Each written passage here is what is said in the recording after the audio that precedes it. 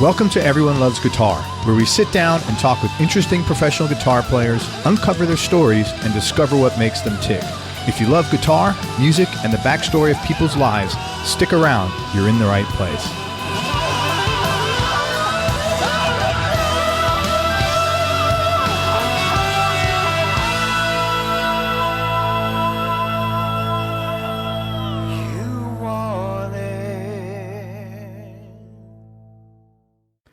Hi, this is Craig. Just want to let you know you can now advertise here on Everyone Loves Guitar podcast. For more information, go to everyonelovesguitar.com/advertise. That's everyonelovesguitar.com/advertise. Hey, everybody, this is Craig Garber. Welcome to Everyone Loves Guitar. And I've got another awesome, really talented musician, guitar player. And we're with Tony Bruno, and he's my homeboy because he's out of New York City, of course. I'll tell you a little bit about Tony. For the last 12 years, he's worked with Rihanna, Enrique Iglesias, Colin, Carmen, Delta Goodrem, and loads of other people. He's got a really great niche. He's a lead guitarist, musical director, and he's also the show programmer, which means he's responsible for all the facets of live shows, award shows, and television shows. And he also works closely with the artists and the audiovisual people as a team, constructing all this and putting it together. TV credits include the Grammys, America's Got Talent, La Voz Kids, X Factor, the American Music Awards, Jay Leno, Top of the Pops, MTV Music Awards, TRL, Total Recall Live, and others. He's written and produced songs for top artists including Mandy Moore, Donna Summer, INXS, Colin and Enrique Iglesias. His song Daylight in Your Eyes for German artist No Angels was actually the second best-selling German single of all time. He's currently living in Brooklyn. He's got a studio there, and he's writing for TV and film. His list of TV and film writing credits was like massive, but hopefully we'll talk about some of them during the call, and I encourage you to pay close attention because if you're a musician, you're going to get entertained and probably learn some stuff that could help you. Dude, thank you so much for coming on the show. I appreciate your time. Oh, thank you, Craig. So how did you expand basically your skill set as a guitar player to, include running and engineering live shows? It's weird. It just sort of happened organically. I remember the first time I had to step out of the guitar life for a second was the first time I played Jay Leno with Enrique. The stage manager at NBC, they just came over and they were like, who's in charge? And actually there was nobody in charge. So it's just my nature. And I guess because I was probably the closest to him standing wise, I was like, what do you need?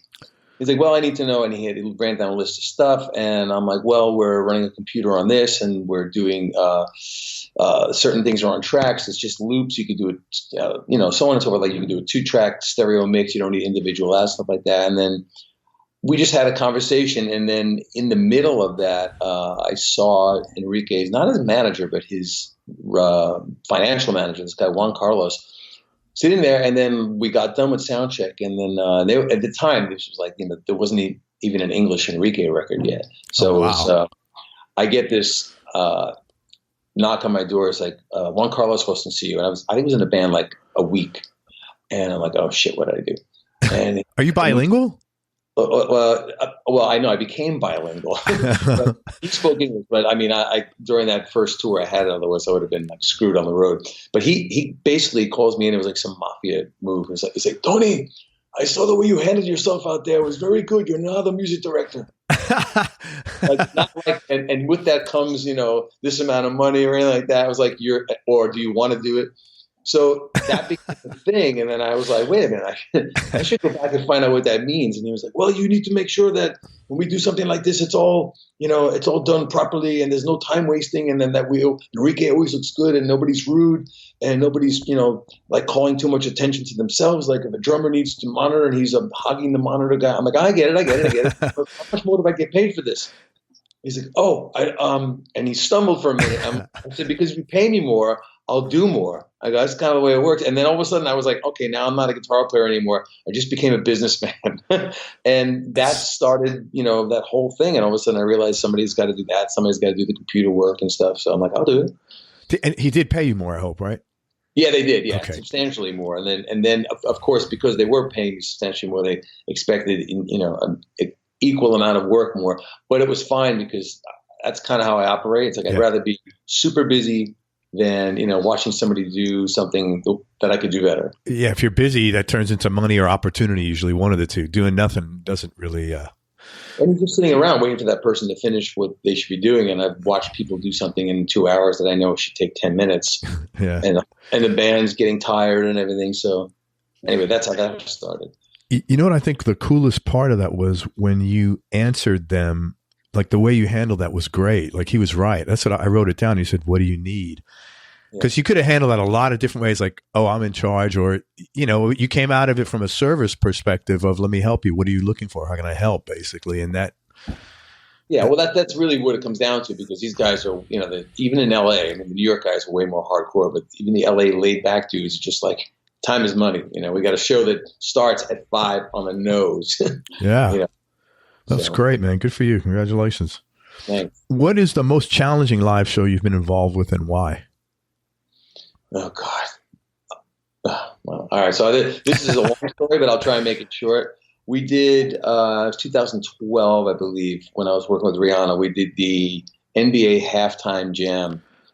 And they wanted 11 or 12 minute piece. I don't remember. I think it was like 11 minutes. They wanted 11-minute piece, had to be orchestral as well. And it was her, Drake, and Kanye. Oh. My favorite. And I'm gonna leave that right there. But you want the long version of this, or I gotta get at least to the punchline of this. Man, the one that you feel is good. That's all. There's no.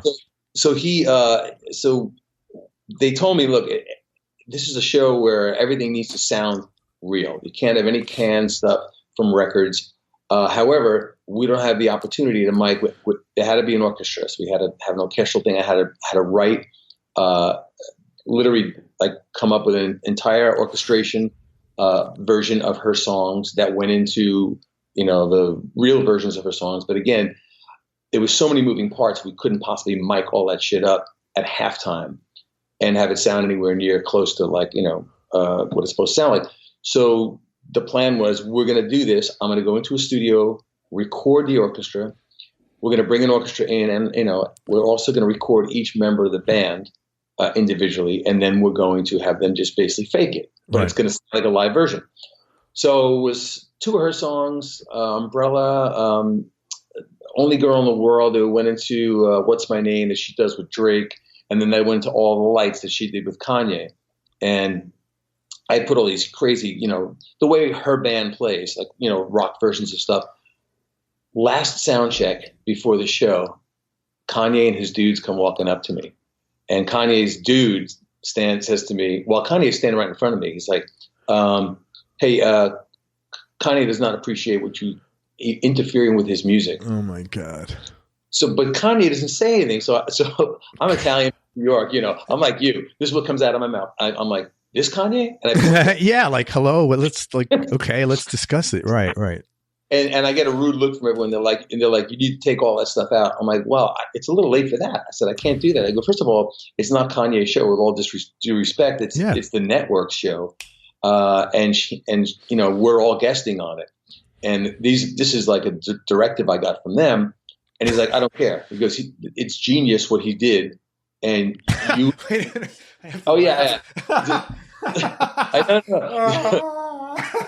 How did you keep a straight face? Or are you just like, so like, I don't know if I was keeping a straight face, but I had to really rough through it because I had things to do. God. So he's like, just take out everything you added.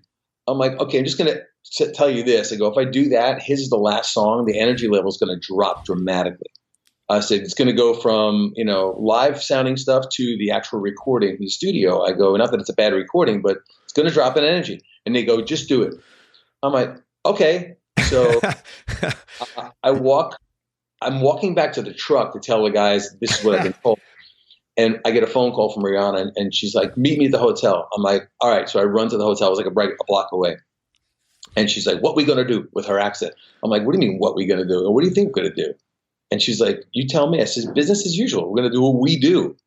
I go, I work for you. I don't work for this dude. So she's like, all right. So we do the show, and the Kanye bit comes in. Blazing drums come in, the whole bit. And I'm literally in the sound booth in the remote truck. And the guys locked the door just in case some shit goes down. And they were like, "Are you serious?" I'm like, "Yeah, I'm telling you, dude, those guys are going to be pissed." And it was her 21st birthday. After the show, as soon as the last note was dropped, I run out of there.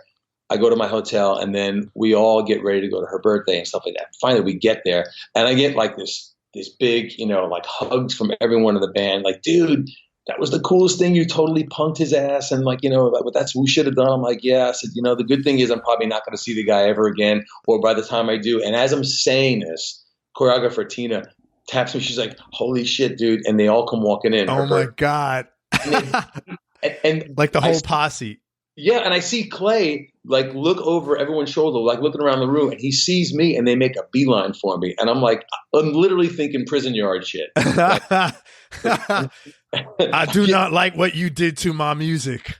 Just a shift, and they come walking over, and Kanye looks at me and he puts his hand in. He's like, "Did the right thing," and I was like, "Oh, cool, man, thanks." He's like, "Yeah, did the right thing," and walks away. And I was like, "Oh," I wiped the sweat off my brow. Shit. And had a huge drink. So that was my toughest day at work. Just dealing with that crap. Wow. Yeah, that's probably not a common thing where you get a posse of guys coming in and threatening your musical judgment, right? And it's funny. I just not to drag this out, but just that whole thing that just went down on the White House. Yeah. I wrote a thing. I wrote a thing on Facebook saying, "Hey, look, I worked with the guy, and to be honest, it was the only artist I ever worked with that I had an issue with. Although I do consider him a major talent. I got such a shitstorm from people." But major talent, where's your head? I'm like, but I do consider the guy a major talent. Yeah. I just think, his whole everything persona just shits all over his talent. But I think he's super talented. Whether you like what he does or not, it's just subjective. But I think he's got a lot to say musically. He seems like one of those people whose personality is just so polarizing. No matter what you're going to say, you're going to offend half the people. It's like, it's just not possible because of his nature. It's like talking about Ted Nugent or something like that. It's just, the personality. Well, I mean, it's just, no matter what you're going to say, someone's going to be irritated, So. You should get Greg Smith on the show. Greg's my buddy. He's a New York guy. He plays bass with Ted. Is he? I spoke with Ted's people. I'll tell you about that later. I spoke with Ted's people last week, actually. It's kind of interesting. He loves Ted, though. And Greg's one of, Greg did not vote for the man in the office, but Greg loves Ted. He's like, what? He is what he is. But he's a great guy. Most disappointing live show you've been involved with? Oh, this will be a short one, but so yeah, it ties everything together. Why I'm even on this show, and you may have even heard this story. We did with Rihanna. We did the Grammys a few times, and it was the one time she said, "You have to play with me on this show. You have to play with me at least once." I had written a very Metallica version medley of a couple of her songs. So the creative team decided to do a very old school throwback Kiss lighting bit thing on the Grammys. And it was, without a doubt, I had literally the U2 guys watching our final run through with their mouths open holy shit, wow. This is going to destroy everything on the show. Fortis was playing with her. So it was going to be me and Fortis, and literally the medley was me, her, and Fortis down on a second riser, rocking out together with all these crazy pyro and shit. And the morning of the show, we did the dress rehearsal, and she wasn't there. She's like, "Oh, she got in a fender bender last night." I'm like, "Well, I was with her last night. It was a pre-Grammy party." I'm like, "Shit, is she okay?" And they're like, "Yeah, she'll be here later." I'm like, "Okay." So then I went back to my friend's house. We had till 3 o'clock. 4 o'clock, we had, time to do. So my friend, his daughter was having a birthday party. I went there and they were like, "Dude, we're having a, birthday party for Charlotte. And we're also doing Grammy party. I can't believe you're going to be on the Grammys." And then an hour later, I get a call from our bass player. And he tells me the real deal. And it was the night that her and, what's his name? Chris Brown went at it. Oh shit. That was the biggest disappointment, because I would have been not only was a great piece that we wrote, but I would have been on the Grammys with my buddy Rich. Yeah. And, and that. Wow. Yeah. That's God, you've been in some unusual situations, man. I know. I seem to find me. Man, you know what? I'm kind of the same way. Like weird shit happens. It's like it only happens to me. So I don't know if that's a blessing or a curse or maybe a little of both. Wow. Let's talk about some artists that you've done some work with, and if you could talk about maybe how you got the gig, or a cool or interesting story. And let's start with Aldo Nova. So Aldo, we touched on this before we got on the air, but so I didn't play with him, but I wrote a song on his record, and I worked with him in the studio extensively. I used to have a guitar tech, this girl D. She was 15 when she worked for us. Holy crap! Yeah, it was crazy, and she literally was dating some famous, I won't use his name, famous guitar player from a famous band from back in the day at 15. She didn't look 15. And after she left our band, my cover band, I hadn't seen her for a year, and she called me and she's like, hey, I met this guy. He just moved here from Canada. I really like him. I want to buy him a white Les Paul for his birthday. He was in the hospital. He had just had some surgery, some minor surgery. She's like, would you come meet him? So I went to meet him. It was Aldo. So I helped her pick out a Les Paul for him. He had just moved into Cold Spring Harbor. He bought this crazy house with his publishing deal. And he had this like 15-bedroom house, and he was living by himself. He had no furniture, nothing. That's so rock star. I mean, rock star, right? Yeah. And like he was like getting ready to do a record, and we became. He had no friends in New York, so I was his only and best friend. And he was like, "Hey," he's got a pretty high voice. He's like, "Hey, could you? Because you think you can help me out and buy some shit? Like I pick out some furniture for my place and stuff." I'm like a personal assistant shit, and I was like, "Yeah, I guess." And that went from me literally furnishing his home to, "Do you want to move in?" Because the downstairs used to be a doctor's office, the guy who owned the place, and it's a whole apartment down there with a separate everything. No rent. He's like, just move in. We hang out all the time anyway. So I moved into his house, and then I became his like personal assistant, and like I would go to the studio. It's like a power station, and this is wow. This is why Bon Jovi was working there cleaning. Yeah. So let me just tell everybody. Also, Cold Spring Harbor is where Billy Joel is from. It's like really where he lives now, I think, right?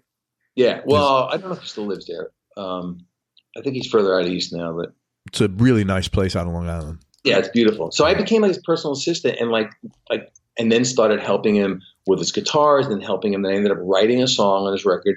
I ended up like helping him. This is a long time ago. I'm dating myself. This is like when Floyd Rose guitars like just started to become a thing. Helping him figure out how to even use them, and then like playing a lot of the parts on his record, on that new record. And then I met John, and then he was like, "Hey, can you take John shopping down the Village?" You know, so I swear to God, I used to take Bon Jovi shopping down on St. Mark Street.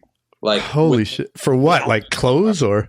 Yeah, with Aldo's car. Like, you know, it's just a thing like that's so wild. And John, the funny thing is, I've seen John, you know, since then a number of times, and we talk about it and laugh about that shit all the time. But that was my thing with Aldo. We just became really good buds, and like I ended up writing a song on his record, and you know, and it kind of introduced me to the studio world, the serious studio world. And because before then I was like in small studios recording my demos with my band. All of a sudden you're in the power station, you know, with a major artist. It's like, oh, maybe this is a good career choice. And you like that, obviously. You gravitated towards it, so you took it to it right away, I'm assuming.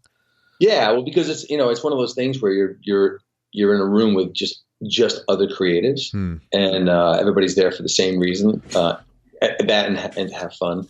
So it was definitely a turning point. That's really cool.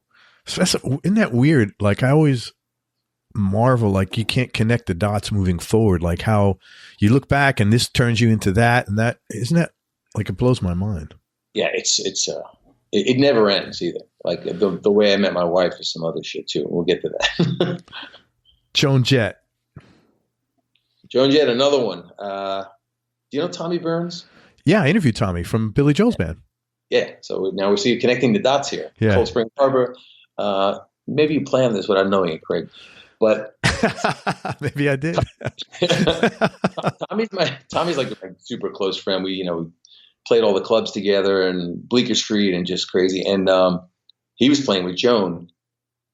His first child was being born. Oh shit! Hold on. All good, man.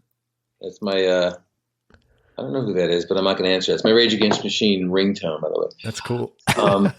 Which is funny. So he calls me up before Bonnie is being born, his firstborn, and says, "Look, man, I'm supposed to go to Japan with Joan. I've been telling her and Kenny, her manager, like for weeks now that it falls right at Donna's due date." His wife is like, "I'm not going." He's like, "I'm not missing the birth of my child." I'm like, "Okay, so where do I fit in?" He's like, "Well, I need you to do me a favor. I need you to learn all these songs." He goes, "Rehearsal starts on Monday at SIR because you need to learn all this shit and just show up." And imagine somebody telling you this. And like, you know, if you see the Joan Jett documentary, you get a good sense of what like the dynamic between her and Kenny is. You know, it's just like, she's a tough chick. I have to watch that. I'm glad you mentioned it. Okay. It's a bad reputation. She's a tough chick, but I mean, I love her and Kenny to tears. We just got along like a house on fire, but she can be tough. So you can imagine this scenario. I learn all this stuff. I walk in, but I think Tommy told them. Oh my God. Right. I walk in and it's Tommy Price is there and Kenny Aronson's there. Joan's not there yet. And Price sees me and he's like, "Bruno, what's going on?" You know, I'm like, do a big hug and everything. He said, "Would you cross the hall?" I'm like, "What do you mean?" He's like, "This is great." Yeah, I'm like, "No, I'm here in this room." He's like, "Doing what?" I'm like, "So Burns didn't tell you guys anything." And then Aronson turns around and he's like, "Uh-oh, this does not sound good." Holy crap. I'm like, so I tell them the whole story, and instead of getting like pissed, they just look at each other and they start laughing. And they're like, "Joan's gonna freak." He goes, So Joan didn't know about this. She didn't know. You're she came in, and I'm telling you, she threw the fit of all fits. I mean, throwing shit around. The only thing she didn't throw around that I thought she was gonna throw around was her guitar, but she fucking smashed so many things in the studio. And I'm just standing there like this with this like white face and kind of like, how to make the new guy feel welcome. I don't feel loved. I'm afraid to say anything because I mean she's that like animated pissed, and I just finally get this out. I'm like, "Hey, I can leave." I go, "But I did learn all this stuff, so like I think it would be cool if we at least played a couple of songs." I said and the only reason I'm saying this, Joan, is because I've spoken to Tommy. He's not doing this tour. I'm just telling you. I go, so right now it's me or the three guys playing Japan together. So she finally calms down and Kenny's like, "Okay, you know, how much did you learn?" I'm like, "I learned everything." And she's like, "Oh, you learned everything?" She goes, "What about the background vocals?" I'm like, "I learned the background vocals too." So we ended up doing everything. And by the fifth song, I could see her looking, not at me because she wouldn't do that yet, looking over at Kenny with this look like, is it me or just like sounding really good? And then like by the end of like the 10th song, she turned around, she's like, "Wow, you really did your homework." I'm like, "Yeah, well, you know, I had 5 days. I figured there's no room to screw around." I said, I hope it sounds right." She's like, "No, it sounds good. It sounds good." She's like, "In fact, some of the songs sound better." So then we went to Japan, and by the halfway through that tour, like she was like, "Listen, we had a meeting. We want you to stay in the band and not Tommy." I'm like, "I can't do that." I said, "Tommy's my bro and everything. He's got a kid coming." And then literally when I got home, Tommy told me he just got the Billy gig. So it ended up being this thing where it's like, you know, pass the torch. That is what a great story, man. Man, you're really good with. How many years ago is this? Fuck, this is like 1993. So that's like 30 years ago, 25 years ago. Yeah. So you were really good at a young age, like getting along. Where did you get that? That's a skill set. You know what though? Like it's a skill set for people from back then because, you know, we grew up playing clubs when there was a lucrative club scene. You know what I mean? So like you didn't have much of a choice. I mean, you remember back then, like there were no Bleecker Street there were no shit bands playing Long Island. Yeah. Like everybody who had a regular gig on Long Island, like were good, really good. Like the music, whether they were playing Prague or whether they were playing like Bowie and stuff, they did it really well. So you know, like there was a way to make money. Everyone took it really serious, and it wasn't like, you know, going to sit down on the computer and write a song and try and have a hit. It's like, I'm going to learn how to play guitar. I'm going to learn how to sing. I'm going to learn how to dress. I'm going to learn how to move on stage. I'm going to learn how to deal with club owners. And I'm going to learn how to relate to the audience, or I'm going to get swallowed up by the bands who know how to do that. So I think that's where it comes from. You know, you really, not only didn't have a choice, it's just like the people 30 years before us, you know, they had to dance, sing, and act to even consider getting any kind of gig. You know what I mean? The triple threat actors were like, that was the norm. It wasn't like, oh, wow, you know, Gene Kelly was something else. I'm like, they were all like that. Yeah. But you could learn how to dress and a lot of those things from looking at people, to learn how to go into a tight situation as a young man. And, you know, when you sit there, hey, you know, listen, I understand that you're mad, but, you know, why don't we try this? Because that, you know, that was very similar to, even though it was later, when you said to the guy on Leno for Enrique, what do you need? It's like it's, in my opinion, being able to neutralize a situation and yet push your own self forward, you know, is a skill set. And then to have it at that young of an age, I think I give you credit for that. That's not. I appreciate it. Yeah. I mean, I never thought of it that way, but because really? I used to think that was the way people did business, but I guess it is. Yeah. No, it definitely is. I didn't have I couldn't speak to people like that at that age for sure, man. I mean, it's without a doubt a good skill set. So what a great story, man. Thank you. Rihanna, how'd you get the gig with her? Tina Landon. Do you know who she is? No. She was one of the Fly Girls. Oh, yeah, from In Living Color. Yeah. One job. Yeah, man, that was she was one of the Fly Girls, and she's like, you know, she became a huge choreographer. A lot of people. Jennifer Lopez was a Fly Girl, wasn't she? If I remember correctly. Yeah. Tina and J-Lo actually kind of just passed each other, like, you know, like one of these. That's funny, man. But she and I worked with Anastasia together, and we had such a good time working on it that when Rihanna was beginning to put that, you know, Good Girl Gone Bad record out, they had 3 MDs that they were in the running. I was nowhere in there. And Tina, you know, got a look at the list, and she just told Mark Jordan, Rihanna's then manager, said, you got to call Tony Bruno before you make a decision. And he's like, why? And she's like, I'll show you 2 things on YouTube, and you tell me why. Because Tina and I really get creative together, and he saw this shit. And there's another hilarious, you know, story, but it's a short one. My wife and I were in LA at the time, the last day going to Mexico the next morning on vacation. She was 9 months pregnant, and we were like, you know, like our last vacation. Your last hurrah. Been there, man.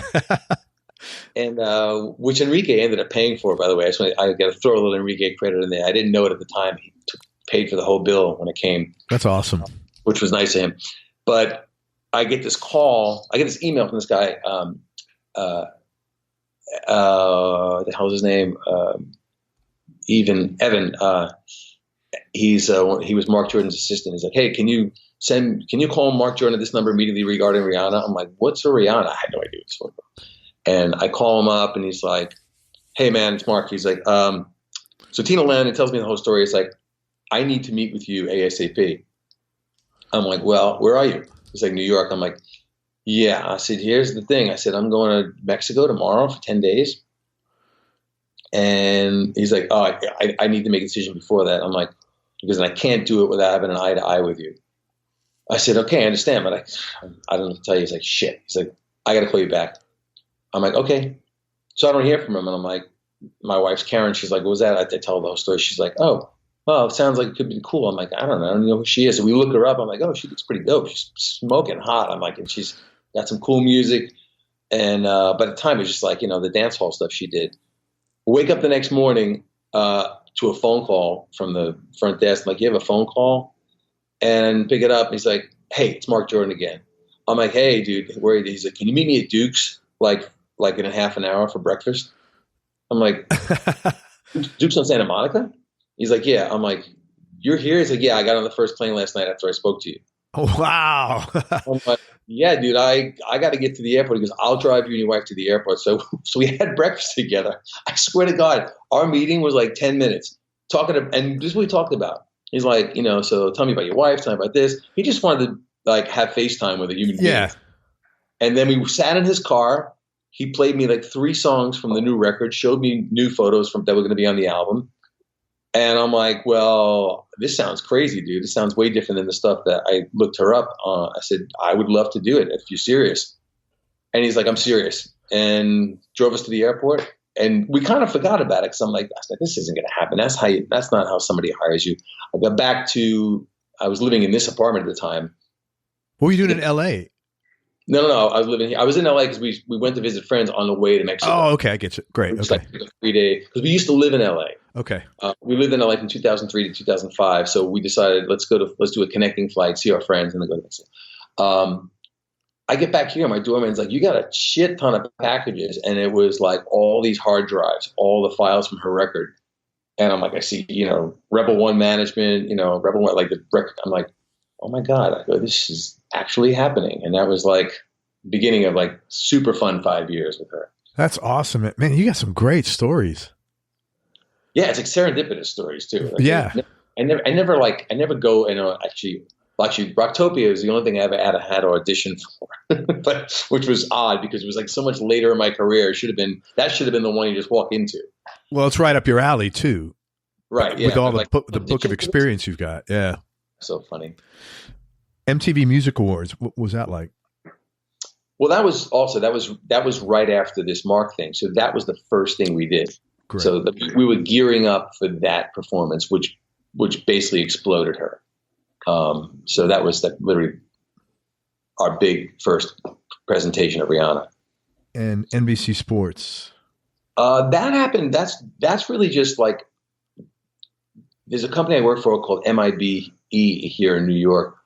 And I started doing a bunch of stuff for their college football thing. And it just became a thing where like I don't know if you know how these things work, but you submit, cues and you upload them, and then it's like a library that the network picks from. Yeah. Well, so you're like licensing, basically. Right, exactly. Yeah. So they started using a ton of my songs over and over, and the MIBE people came to me and they're like, look, a couple of the guys at NBC wanted me to know if we can put them directly in touch with you because they have like some more serious, like score to picture things. They want to know if you can handle. And I was like, I'll try. And then they sent me stuff, and it's just been an ongoing thing now. That's where like great. I do a lot of their shit for them, and that's really fun because like, it's not as like shooting into the dark. There's a certain amount of wiggle room.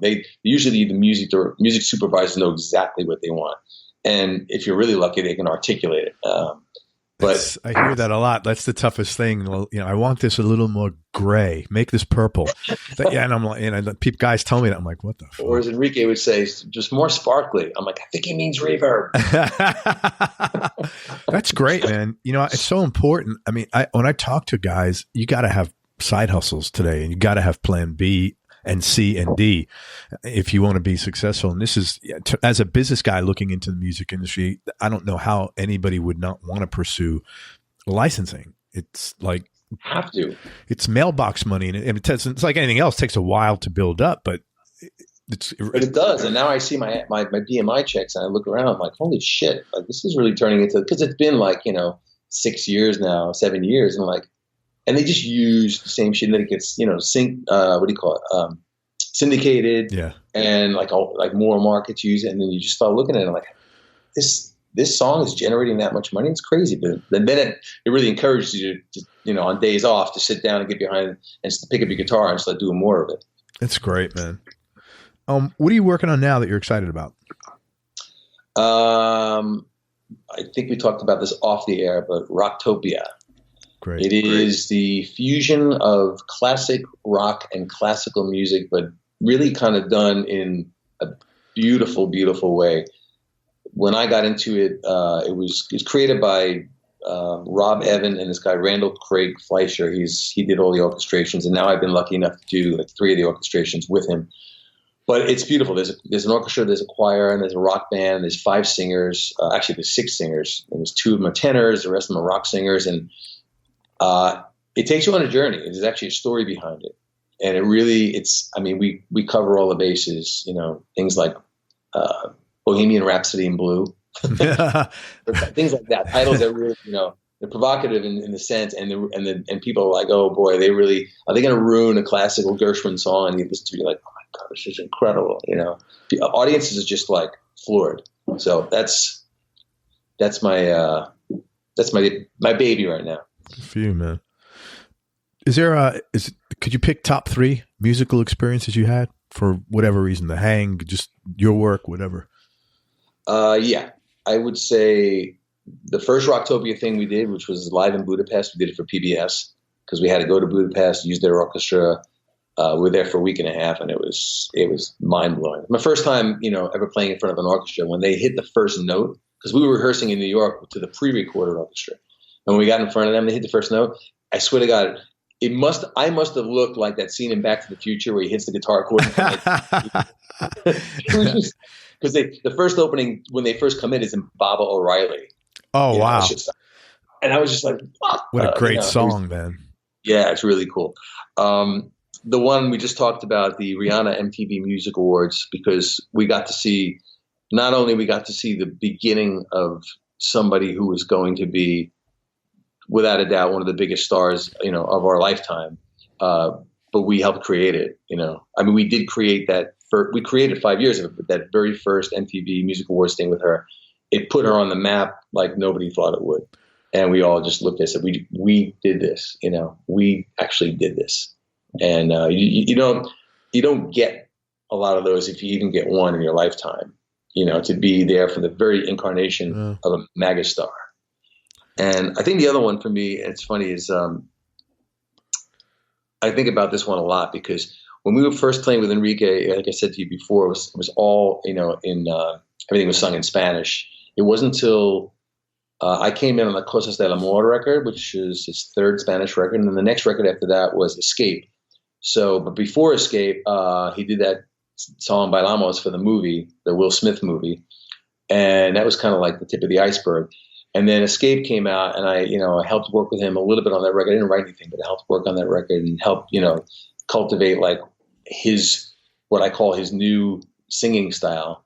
Because, if you listen to his Spanish stuff and you listen to his English stuff, it's 2 different voices. I mean, I actually prefer his Spanish stuff because his native language, he sings it so beautifully. But he kind of reinvented a new style of singing, whether you like it or not, for English stuff. But we helped put that whole thing together with him and help it, become second nature to him, so he didn't feel like he was fish out of water. And then we watched that record again, and we saw and I got to MD it, I got to put the shows together. We watched his career in America as an English singing artist, pop artist now, like skyrocket on the heels of that song, Hero.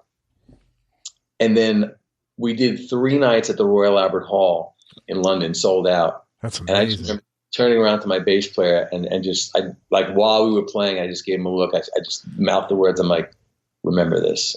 And I was just like, because I don't think we're going to ever experience this in our lifetime again. Like 3 nights in an iconic theater like that, where people are just disciples of like this person at this moment. So it was a proud moment for me. I thought it was great. Let me ask you, you got a great work ethic, man. I really respect. To me, I've said this before on the show. I personally feel you can tell a lot about a person from their work ethic. Usually people who have good work ethics, they're honest, they're not takers, they're self-sufficient, all the qualities I admire in people. Where did you get that from? And have you always had it, or? I think my dad, we're answering, I think, number 38 on the list. But definitely from my dad. He never really was one of those people who stepped in shit. He had to work for everything he got and never complained about it. And I just admired him till the day he passed. I'm like, he's just a guy who believes, that you're supposed to work hard for what you get and enjoys it. So what did he do? He was a tool designer. So he basically worked for companies like Fairchild and Grumman and helped design, tools for their various things they were involved in. He actually invented, most people find this hard to believe because he kind of got screwed. He invented and owned the patent for the first water shower massage. Holy shit. Yeah. Which was a result of him being out of work for 17 months on a major layoff with his company. and nobody would hire him because they knew he was going to be going back to his job, as most layoffs are. So he had to do something. He bought a bunch of machines and put them in the basement and invented this thing. And I was like, a tiny kid helping him with the lights off, watch the water patterns, in the dark with the strobe light and stuff. It was crazy, but he was into it. And then, of course, as I got older, I used to make hash pipes and on his lathe. And always ambitious, Tony. I like that about you. And then and then later on, I started making slides on his lathe. This is the funniest shit. You would think the slides would have came first, but it was like, no, Come on, man. Priorities. I get it. When you're a kid, I get it. That's really cool. So how did he so somebody bought that out from him or? Yeah, the company, they did their due diligence and found that everything about our finances and everything, as these conglomerate bullshit corporate firms do. Yeah. And realized, that their 17 months out of work put us really in the red. And this is funny. This is a conversation that I found out later on in life with my dad because I was too young to understand it. But yeah, they found out like we were behind on everything and that we were close to losing the house. And they were like, we'll give you a buyout. Now this is, years ago. It's in the 70s. I was like, I don't know, 5 or something like that. And they bought him out for $200,000, which back then was a shit ton of money. Huge. But really, he should have gotten residuals. Yeah, drop in the bucket compared to what they made from it. Right, because if it was residuals, we'd be having this conversation. Only behind me right now be a bunch of servants trying. Yeah. Yes, Mr. Bruno. Would you like another cappuccino? Exactly. Where did you grow up? Farmingdale, Long Island. Got it. High school, junior high, all of it. Hey, brothers or sisters? I have 2 older brothers. The oldest one plays drums. He now lives in Florida. He lives actually in Homestead. Oh, down in South Florida, yeah. Yeah. It's my southwest Miami. Where again? I'm in Tampa. Okay, right, yeah. So he plays along, still plays down at the Keys and stuff like that. It's not far from what do you call it? Islamorada, which is like the first kind of key. Right. He used to live in Islamorada. Okay. And so I'm the youngest of 3. Yeah. And is your other brother involved in music? No. He was involved in music when he was 11 and I was 8, and he smashed his guitar on the living room table during a guitar lesson that we used to take together. Nice. It's really not. Like El Kabong? Or was it? Really old school teacher, like theory and method, like no fun whatsoever. And my brother flipped out one day. He's like, "This is bullshit." That was the end of that, his guitar career, I guess, right? And it's funny, that same brother's like, he's like, "Man, you're lucky you get to do what you love." I'm like, "No, I'm not lucky. I'm just the guy who didn't smash the guitar." Well, it could have been either one of us. Yeah. When did you know you wanted to play professionally? Let me see. That's a really good question. I think, quite honestly, like my oldest brother, when his band used to jam in the basement. Now, this is really funny because my brother doesn't remember the guy I'm about to mention, but like he was in a band with this guy, Steve Rasica. And I remember him like I could draw a picture of his face. He's like my mentor. And then I used to go, Steve thought I was cool, even though I was like 6 years younger than them.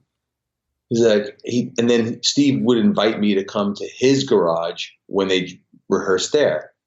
And I would, hang out and watch them. And one day, like I just started playing guitar and he's like, "You should play with us one day, jam with us." And they were so cool, man. They played like, like Spiders from Mars shit. Like they had he was super into Bowie. And I started jamming with them. And then like after like a few months, like I got really good. He was like, "Your brother should be in the band with us. We need another guitar player." My brother was livid. He was like, like his band was one of the way he got away from his younger brother. Right. So now his younger brother's in the band. But that was like, that was the thing where I started to feel like, well, this is really, really cool.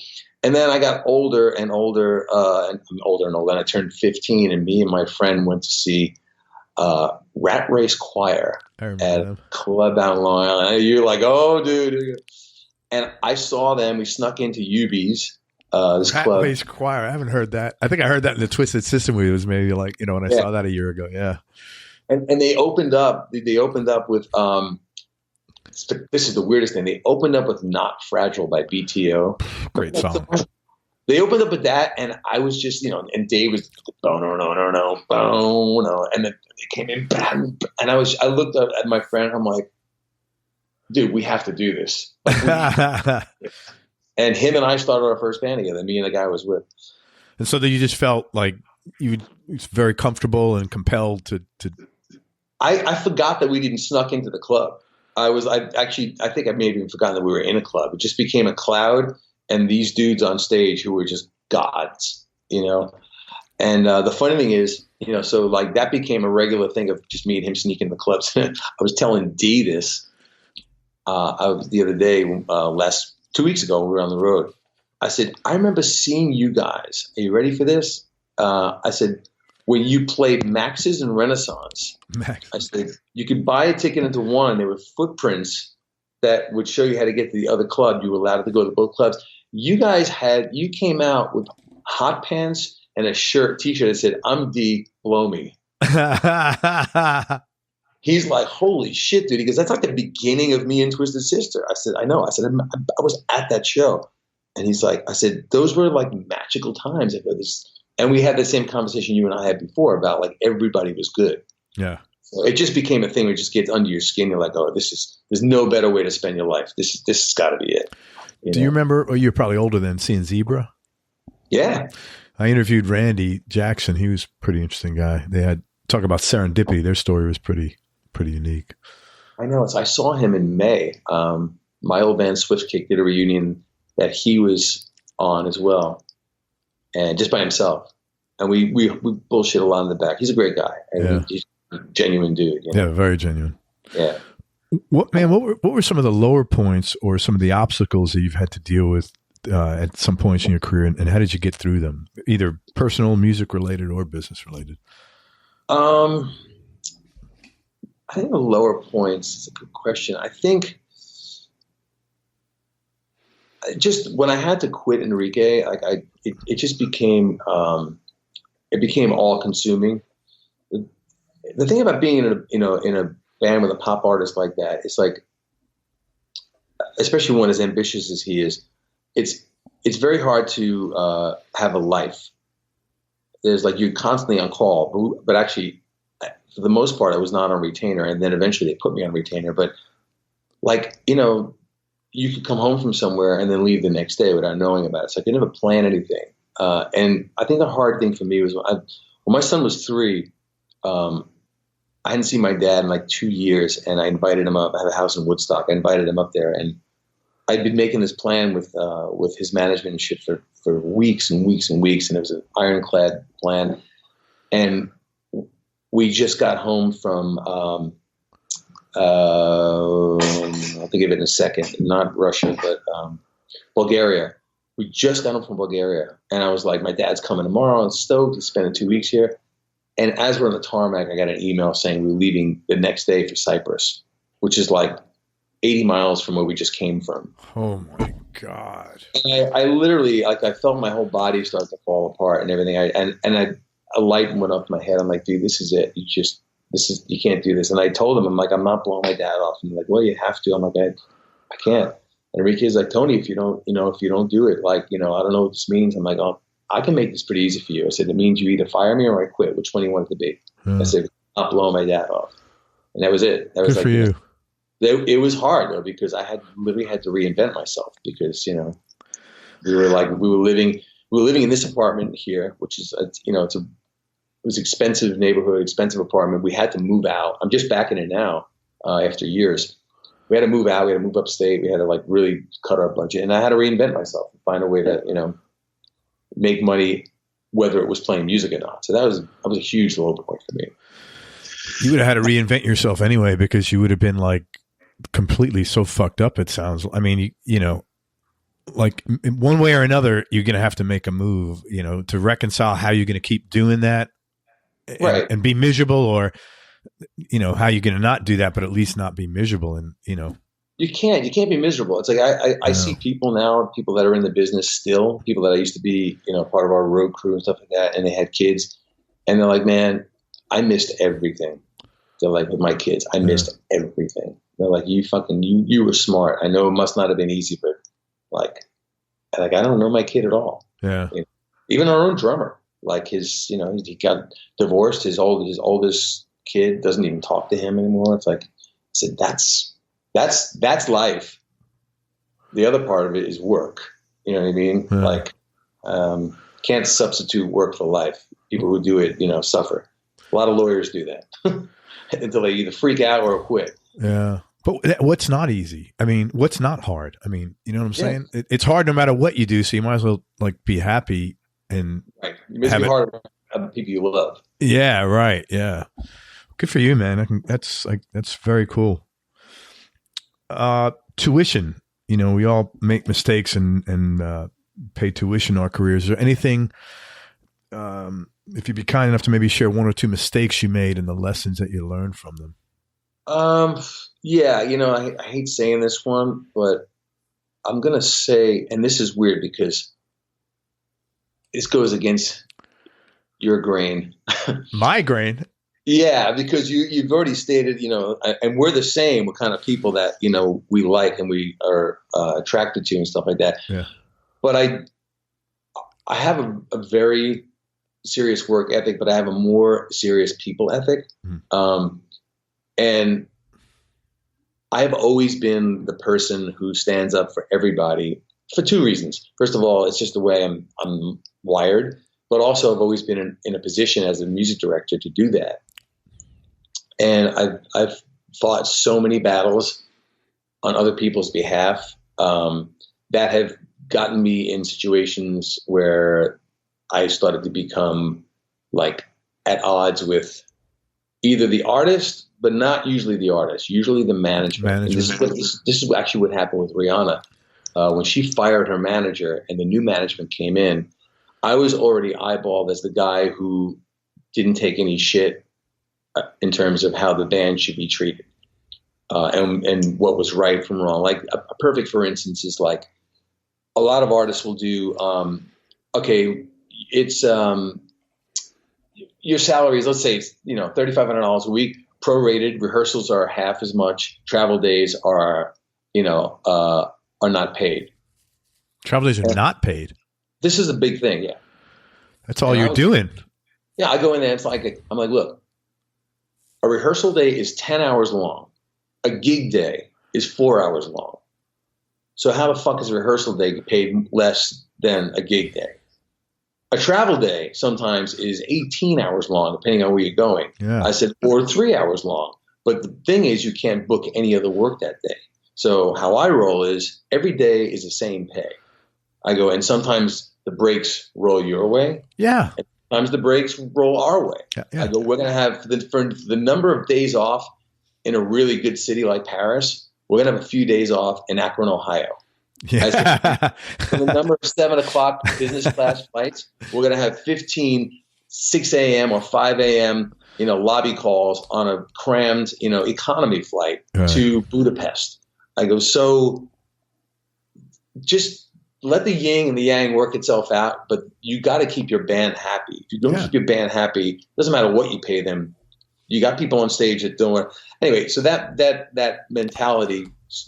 Some people roll with it, some people don't. So I think, quite honestly, if there was something I would do different, I would probably tell the band, listen, I'm the music director. I'm sticking with the music. I think you all have a right to this and that, but you got to fight your own battles. I can't do it.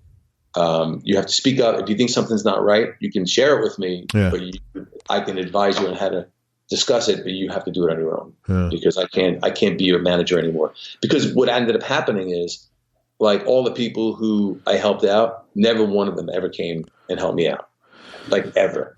Yeah. And it's just like, all right. I totally get. Why? What made you think that would be against migraine? No, I think that's. I think it's you cannot.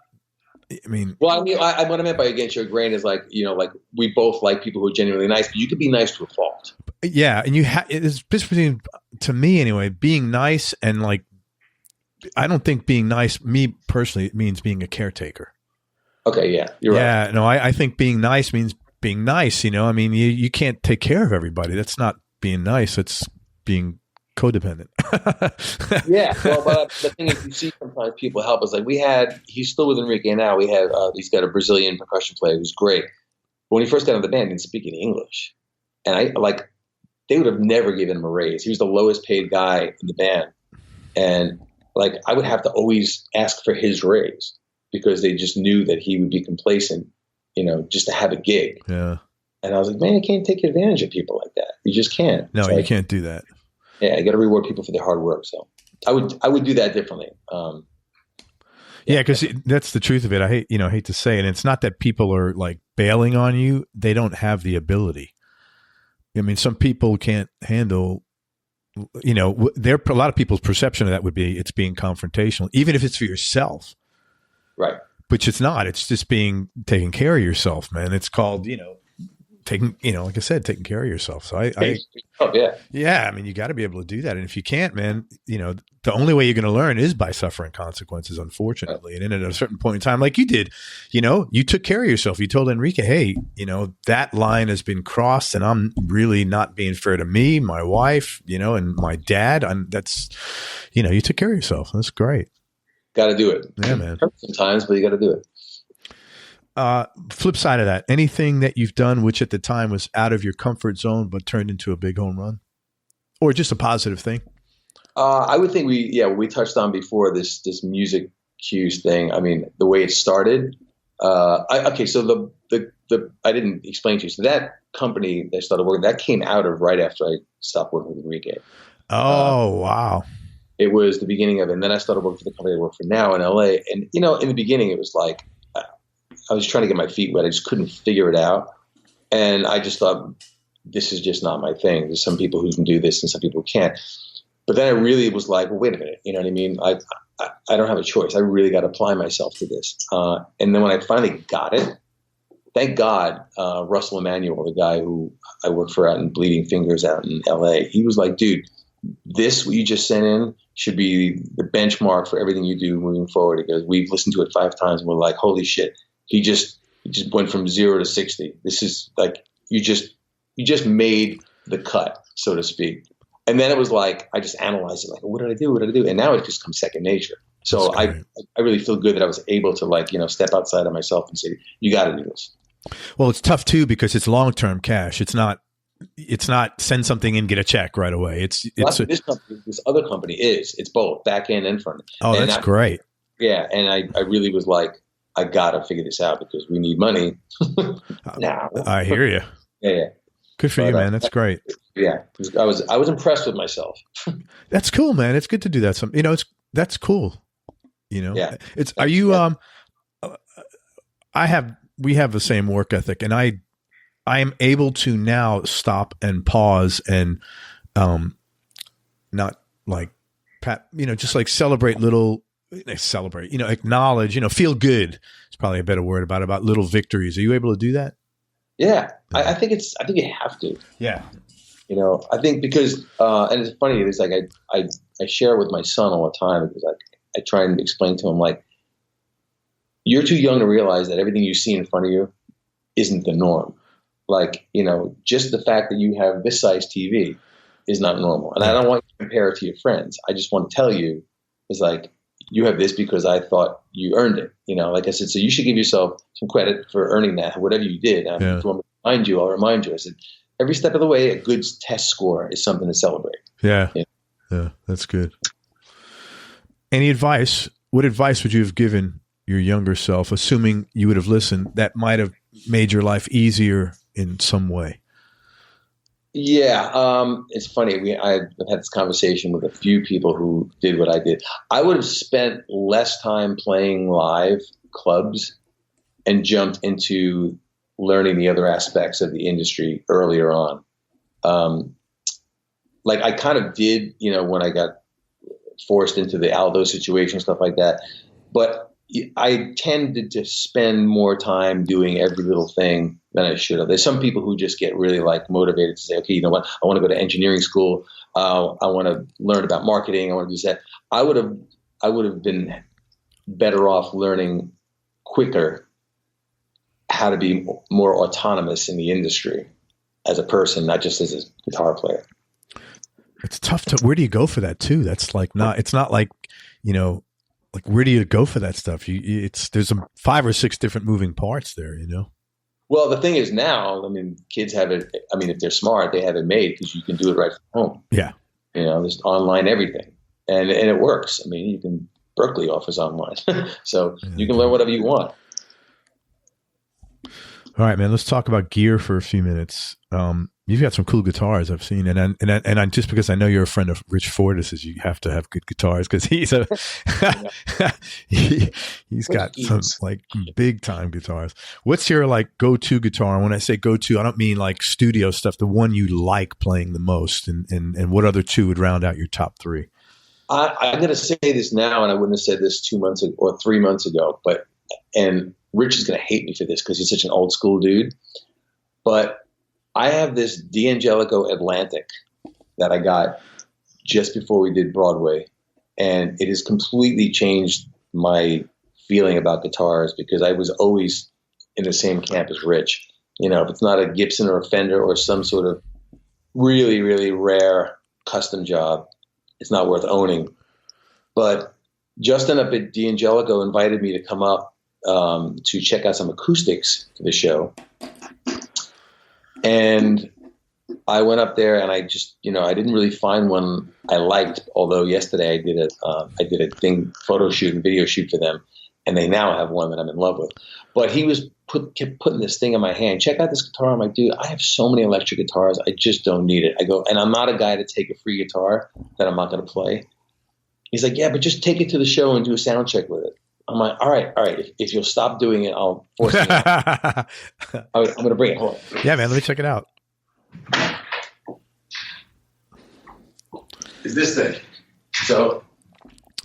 Oh, nice, man. So let me describe it. It's like a Les Paul shape, pretty much, but it's got gold hardware. I like those knobs. It's a white guitar with and look how thin the body is. Tortoiseshell pickup, yeah, real thin. It's got the sculpted in the back, so it goes up against your waist. And all these are push pull. Oh wow! So they're in New York, aren't they? They're in New York. Yeah, they used to be known as a jazz company. They made a lot of big body jazz guitars.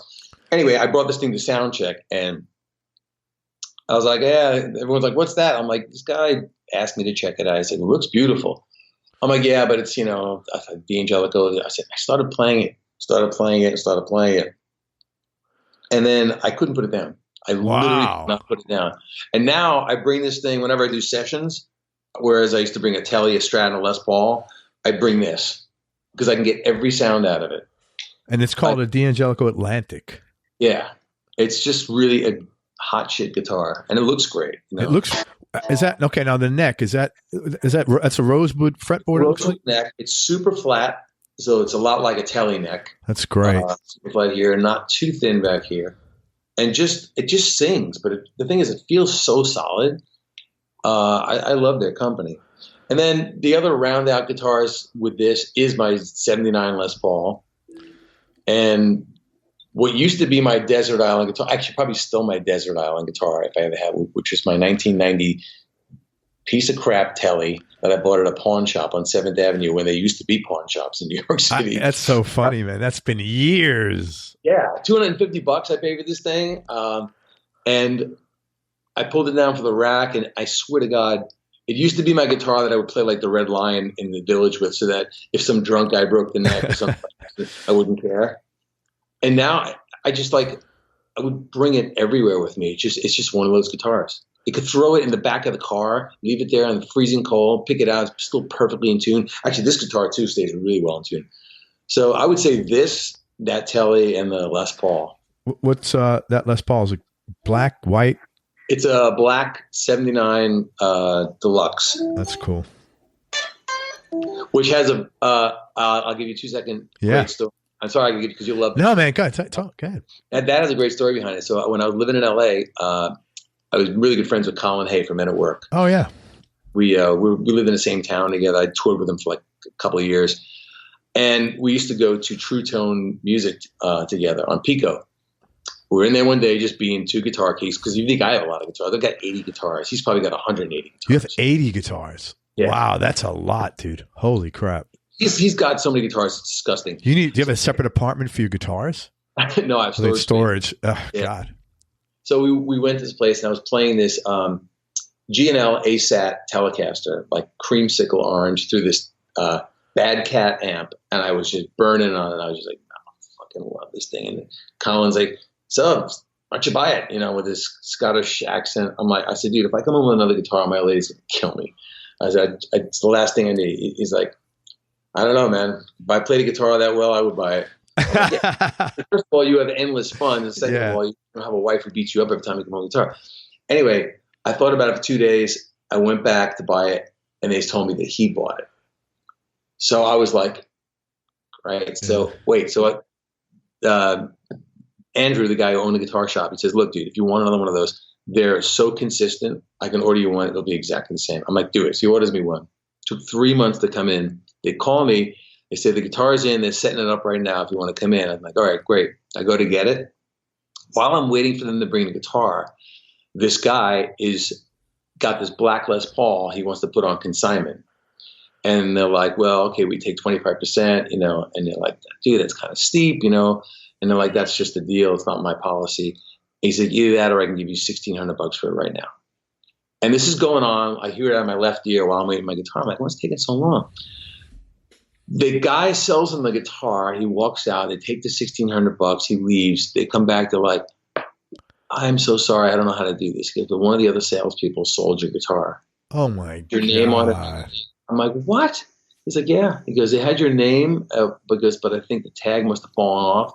And they just thought, yeah, we have one in stock. And my brain went like this. And I was like, you can make this up to me right now by selling me that Les Paul for what you just paid for it. And he's like, I can't do it. I'm like, dude, you own it. Come on. You own it for 5 minutes. Get off it. So I got it for $1,600, which is worth like 3 times that. That's and I go so cool. Straight to Colin's house with the guitar. I knock on his door. I'm like, dude, I tell him the story. And he was just like, some people have all luck. I'm like, well, things happen for a reason. And so that's still obviously it was a good purchase. Yeah, it's a great guitar. Beautiful guitar. It's like that mini humbuckers in it, which is incredible. Which is great because if you play a Tele a lot or a guitar like this a lot, which you can make single coil, this guitar is kind of like a hybrid of a Les Paul and a Tele. So that guitar, Les Paul, fits perfect with them because it's not too heavy sounding because of the mini humbuckers. Yeah. So it's a perfect tone, not too much output. It works well with Strats. It works well with everything. That D'Angelico, what are those, when they're in humbucker, what do they sound like? These are basically, they're made for D'Angelico. They're 59 DiMarzios. Oh, so they sound like, they're supposed to be like PAFs? Yeah. Oh, okay. Basically DiMarzio 59s, yeah. That's great, man. Yeah, they're great. Let me see that guitar one time. I really like it. Yeah, it's really cool looking. It's a great guitar. And again, the weight of it and the way it feels against your body, it's like, it's got a little bit of a Strat thing here. It's got nice binding on it too. Oh yeah, it's beautiful. Everything about this guitar is like, even the back of the neck, they got binding here and stuff. And the neck is satin. They took the gloss off it. Yeah, that's really cool. It's sweet. Yeah, it's nice. Ever sell a guitar you wish you could get back? You know that story already. Yeah, okay. That was 1980 Jada guitar. Yeah. Desert Island Discs, man. No particular order. Top 3. Just for today, like knee-jerk reaction. You could change whenever tomorrow. Oh, okay. I'm going to say, and you heard my ringtone, so definitely Rage Against the Machine, that record with, Bulls on Parade on it. There's a couple that might shock you, but Van Halen 1. Mm-hmm. And this is the one that's going to take you by surprise. Rush Moving Pictures. Oh, great. No, why? No, that's a great record, man. Because it doesn't fit with the other two. But you're from that era. Yeah. That's like what you grew up with, man. That's a great record. Wow. It's an amazing record. That's incredible. And you know what? It's funny. I saw, both my sons are into Rage, so we saw Rage. And then we also saw they were down maybe last year or 2 years ago. The new band with, it's like Rage Against the Machine without Zach. Prophets of Rage. Oh, okay. And you know what, man? It was not the same. It was a good concert and everything, but it was not. Zach really, that was the mojo there, man. That's the angst of the band, and he pushes the rest of that band to play the way they did. Yeah, it wasn't. I'm like I said, I'm not taking anything away from the guys, but it wasn't the show. The guy. They're really like, what's that guy's name? Be Real. He walked through the audience smoking a joint, passing a joint around. It was quite funny, man. In an outdoor amphitheater. But I tell you what, man, like that drum sound on that record is still one of my favorite drum sounds of all time. That's the yellow record you're talking about. No, the one with the guy on fire, that iconic. Oh, yeah. That one's Evil Empire, the one you're talking about. Yes. Yeah. No, that's just that drum sound is timeless. It's like you'd want to try and get that drum sound right now. Yeah. Not too much reverb, just a room sound. Really good. Great record, man. All right. Tell me most important things you've learned about yourself, Tony, throughout your career, experience, and life in general. I think probably to be less emotional in decision making. It's a tough thing for us Italians, but I was going to say, you being less, I don't know you real well, but I wasn't like shocked at the answer. Yeah, I think it's definitely when something's wrong, I have a hard time separating it from why it's wrong to it's just wrong. Yeah. And I tend to get a little too emotional about things and let them bother me too much instead of just being factual about it and making a decision. So I'm working on that. Aren't we all? So when you say wrong, though, you mean like unjust, or do you mean just like factually wrong? Like I was talking about before, people being treated the wrong way, being disrespected. Yeah. So Disrespectfulness is it's something that just triggers me immediately. But I got to learn to make it more professional. Why does that trigger you? What's that? What does that trigger? How come that triggers you? That in particular? Because it's just I guess from being a musician and there's always been two sides of the music industry, that the people who run the music industry and the people who are run over by the music industry. Yeah. And that's usually the musicians who are getting screwed since back in the 60s. I'm writing that down. That's a great quote. People who run the music industry and people who run over by the music industry. That's good, man. It's true. What do you like most about yourself? I think that it's part of that same thing, that I have a passion for everything I allow myself to be involved in. I do it, until it's as best as it can possibly be, instead of just doing it half-assed. Really, to a fault sometimes. My wife's just like, give it a break. Yeah, come on for air. Well, yeah, it's good. Sometimes good is good enough. Yeah, but for me, it's just if I'm into something, I'll get obsessed with it being the best version it's ever been that anyone's ever done. I kind of do like that, though. It's and I think she married me because of that. She's like, you're one of these people that says they're going to do something and actually does it every time. Dude, I'm the same way. My word is if I say yes, it's yes. If I say no, it's definitely no. I don't have any, I think that's important. That's all you really have. I mean, for yourself, forget about other people, just for yourself, to not do that, to not be straight up. How do you sort of respect yourself? Dude, Tony Montana said it. I got two things in this world: my word, my balls. I like that voice you did before. I like how you handle yourself. You're the music director. Okay. Yeah, he's a big character, that dude. Best childhood memory. It's funny. I think when I think about that, I think it's what we talked about before, being in the workshop with my dad and helping him do that shit. Because it was before I was really hooked on music as a player, and didn't know what I wanted to do, but I just knew that I loved watching my dad create things, and the fact that he let me help him, and because of that, I'm a guy who fixes everything around the house, like I have people come over and it's like, how the fuck do you know how to do that? I'm like, well, first of all, if I didn't learn it from my dad, I'm not afraid to try it because of my dad. Yeah. But I loved hanging out with him and doing stuff. I'm assuming, I had another question. Something or someone you missed from your childhood is obviously your dad, probably. Yeah. Well, but also, like back then, the guy I told you I went to the club with, Brian Quinn, he was like my all-time best friend. We started the band together. We used to read karate books together, then kick the crap out of each other in his garage, and like things like that. Things you do, when you're young and you just nothing matters. I haven't seen. He lives not that far from my house upstate. I need to reconnect with him. You still have your place in Woodstock? Yeah. Oh, that's cool, man. It's great up there, man. It is. It's pretty awesome. It's really nice. There's a bunch of good musicians up there too. A ton, yeah, and more are coming every year. Do you know Cindy Cash Dollar? Yeah. Yeah, she's great, man. Really talented woman. Everybody knows everybody up there. Yeah, that's what she said.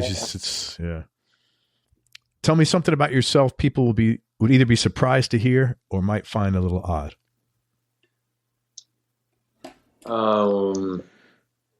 Okay, easy enough because we just talked about this. I actually didn't learn to read music till about 2 years ago. Wow. And it was because of the Rocktopia thing. When I got that gig, I told you I had to audition. It was the worst audition ever. There was no band. It was me and a piano player playing, rock songs. And I was like, when they called me that night, they said, dude, they did like 30 auditions. And my hair was short and everything. I'm like, they want some, metal looking guy, I'm sure. They're like, you're the guy. I'm like, I'm the guy? I'm like, yeah. I'm like, based on that audition? And they're like, yeah, we're going to send you all the music now. I'm like, great. So I'm thinking they're going to send me a bunch of MP3s. And I'm all these PDFs of all these charts show up. And I did see that face you have on right now. Oh my God. That's what it looked like. And I said that too. I was like, I said to my wife, I said, I'm screwed. I'm like, yeah, I can't do this gig. I said, so I went to the school of hard knocks of learning how to read music. And believe me, I did it every single way possible. I mean, I actually not only did online stuff, but there's a program called MIDI to PDF to MIDI. You can download it. You could scan a PDF, and then it will play it for you, MIDI note. So I did this, and I literally put it in I scanned it. It would make MIDI out of it. I imported the MIDI into Logic, found an acoustic guitar sample, and then would follow the charts and listen to Logic play it. So I could learn what was going on with the notes instead of having to do some theory online. And it took me like a good month to really grasp it. And then by the time we did our first rehearsals, I had it down. But my first rehearsal, I was shitting bullets. I'm like, well, what if I'm wrong about a lot of this stuff? Maybe it translated it wrong. And it was only a couple of spots where the conductor was like, no, that's actually a dotted eighth note. And I was like, that's it? I thought we were going to be stopping every 5 minutes. I didn't tell him. Yeah.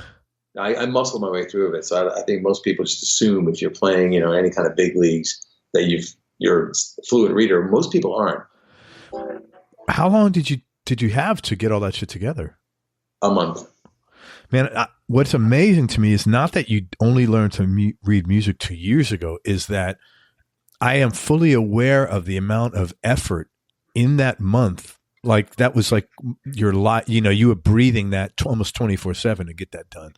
Yeah, it was definitely 24/7. Yeah. And the thing is, most people also think that it's impossible for me to do that because, I was doing orchestrations for Rihanna and stuff like that, running parts. But I have like a perfect pitch.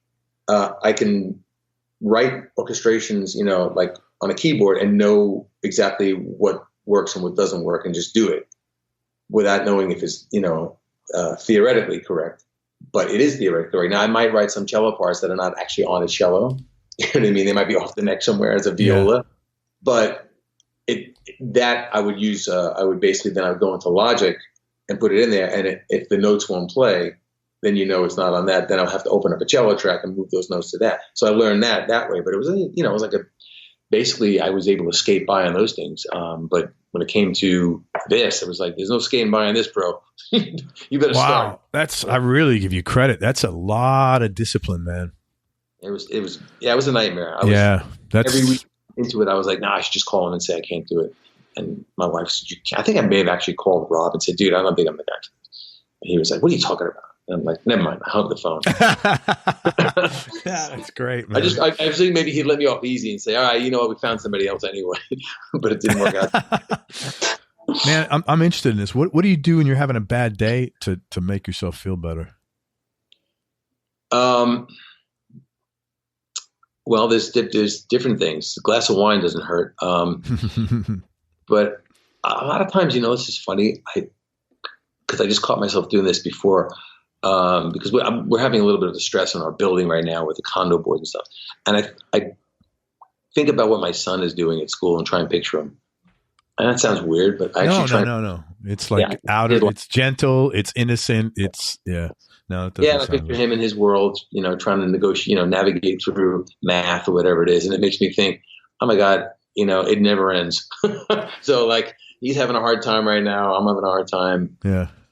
Like just puts me in a good place. Yeah. I think anytime you step out of even if you just literally step out, like walk outside, I think changing, you got to change. If you're down, I know with me, I've got to change. I go to the fucking gym. I've got to get out physically or mentally, switch something to get away from that thing. Man, I don't usually ask. I'm going to ask you some questions that I don't ask a lot. What's a perfect day for you? I think probably, it's so funny you say that. Perfect day for me is like being able to spend just time upstate in Woodstock with my family and not really doing anything, hopefully my family and friends, and not really having any agenda. Like, as you get older, every day has an agenda attached to it. Yeah, I'm painfully aware. Those days when it's just like, oh my God, all we've done today is drink wine, talk, cook, and watch the kids have fun. That's like a perfect day. It really is. Back when I was younger, it'd be like, oh, perfect day would be like, being in the studio for 8 hours. Yeah, no, I totally get that, man. Do you get up there a lot? I did. Well, I normally get up there every weekend, but we're in the last 2 weeks of soccer, so I basically I coach too. Yeah. So it's Saturday, so it's tough. Yeah. But after that, we'll be up there, for the whole winter season. That's great, man. That's really good. Yeah, I coach soccer when my kids are little. And I remember we were coaching 5-year-olds one time. And the parents are yelling at me. And I'm like, listen, if I can get him to move in the right direction, I consider that a win. I'm not teaching him moves. That's not what wrong guy, I know. That's it's a tough thing, especially with the other dads. People are mental sometimes. Oh, they're crazy. And they're like running on the field. I had people yelling at me. And I'm like, this is, You save your energy for something. Yeah, save your energy for something worthwhile. Who's had the biggest influence on you, Tony, both musically and personally? I think it's this guy I was telling you about musically. It's so weird. It's my brother's friend, Steve, who doesn't remember. I mean, this guy really took me under his wing and sort of made me want to play guitar and also made me want to, be in a band. And personally, it's got to be my dad. I'm just exactly like him. That's cool, man. Yeah. Very good. Favorite New York City food, man? Oh my God, it's so funny. I know I'm supposed to say pizza. No, say whatever you want, man. That's my favorite New York City food. Doesn't have to be yours. Yeah, because you guys got no food, no pizza down there. No pizza, no bagels. People always say, man, how do you go to New York? It's so expensive. And not if you eat pizza and bagels all day long and just spend the money on booze, Actually, my favorite New York City food is Thai food. Really? There's so much good Thai food here. You know how LA has the sushi? LA, you can't get sushi in New York that's even close to LA sushi. Oh, really? So LA's Mexican food and sushi, LA owns it. New York owns Thai food. Yeah, really. That's interesting. There's some good Mexican food in the city too. Like in the Village, there's a couple of good restaurants. There are, but when you go to LA and you have good Mexican food there, then you'll go, that food I thought was good in New York was bullshit. Yeah. They're not messing around. But we have Thai food here. I've heard that. Most important thing your dad taught you.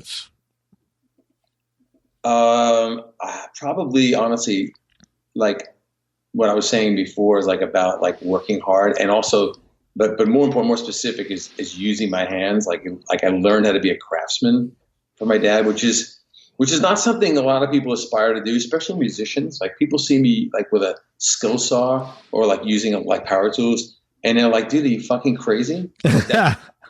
But I'm like, you know what? I'm not going to cut my finger off. It's just never going to happen because I don't talk to people while I'm cutting. Although, like, you're making me talk to you now.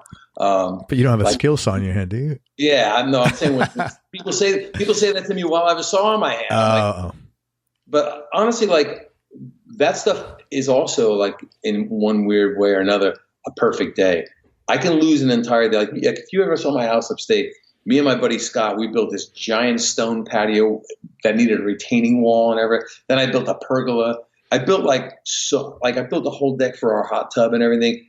And like people like, what do you mean you built it? You designed it, right? I'm like, no, I built it. I designed it and I built it. And they're like, how do you know how to do that? I'm like, you just go on the internet and you follow directions. I go, and let me tell you something, man. You get in such a zone. It's one of the few times you don't think ever about your career or any of the problems you're having. It's like just you're doing this thing where you have to concentrate so you don't cut your hands off.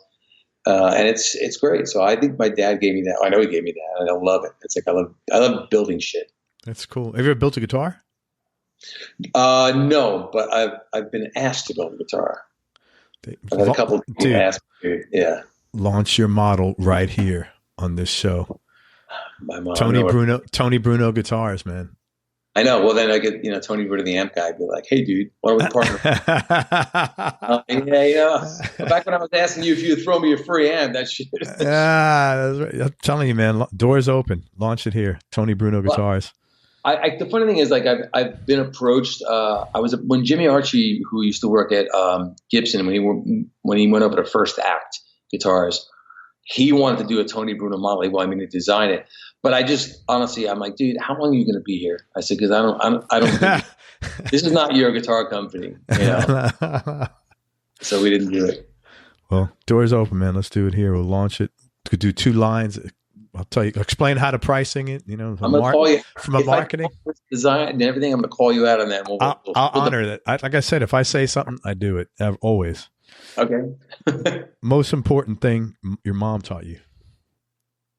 I think probably how to be a good dad. Like my dad was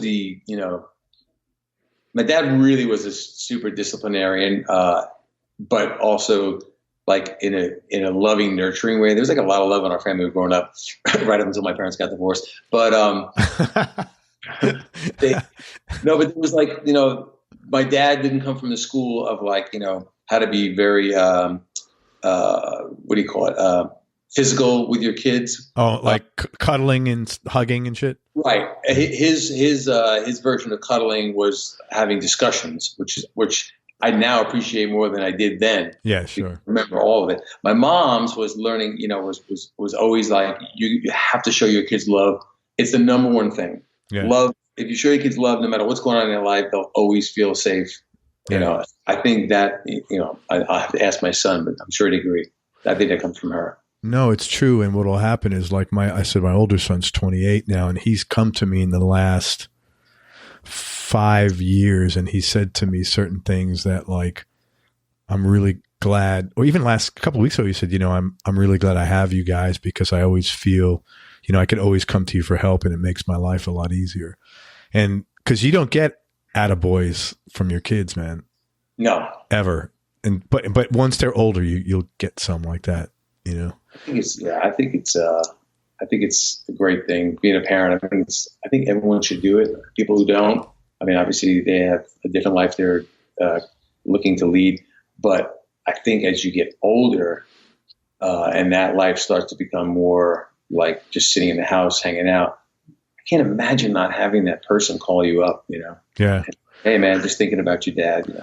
Well, as your son goes through his teenage years of the next 5 years, please keep that in mind. Because there's going to be days where you're not going to be feeling like that. All right, I will.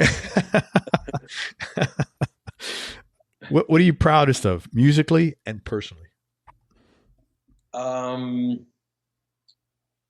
I think personally, I'm just going to default to what I just said. I think I'm very proud of being able to handle being a dad and maintain it. And what I did, the sacrifice I made so that I could be with my son with the whole Enrique thing and everything. Although it was the toughest thing ever, I'm super proud of it.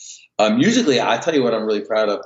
I've got people coming up to me. I did a masterclass 4 or 5 years ago, and it was a long masterclass. It talked about, just all about MD and not about guitar playing. And the thing that really surprised me is how many people watch this. And I got emails from people saying that how I helped them break through the barrier of not getting an audition and then finally getting the gig with some of the things no one ever told them before. And I've had the same thing from people I actually hands-on physically worked with about, here's what I would do next time I go to an audition if I were you. And I would look at them in the eye and say, just listen very carefully to me. I'm not preaching. I said, but I'm telling you what I did not see in you. And the next person probably won't either unless you change it. And lo and behold, those people have come back and said, dude, I just got the so-and-so gig, and I swear to God, I actually have told this story a million times to people, what you said to me. Where did you teach that? That's like very compelling. It feels good when you hear shit like that. Where did you teach that? It was an online masterclass, but I had to meet with the person in person. I'll send you a link to it. It was a pretty cool interview. It was very good questions like you're asking. But a lot of them specific just about, because it's a masterclass about it.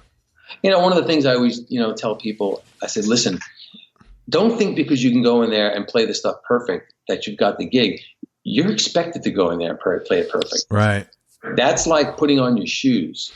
I said, a gig is about this. It's 23 and a half hours of hanging out with other people and an hour and a half playing on stage.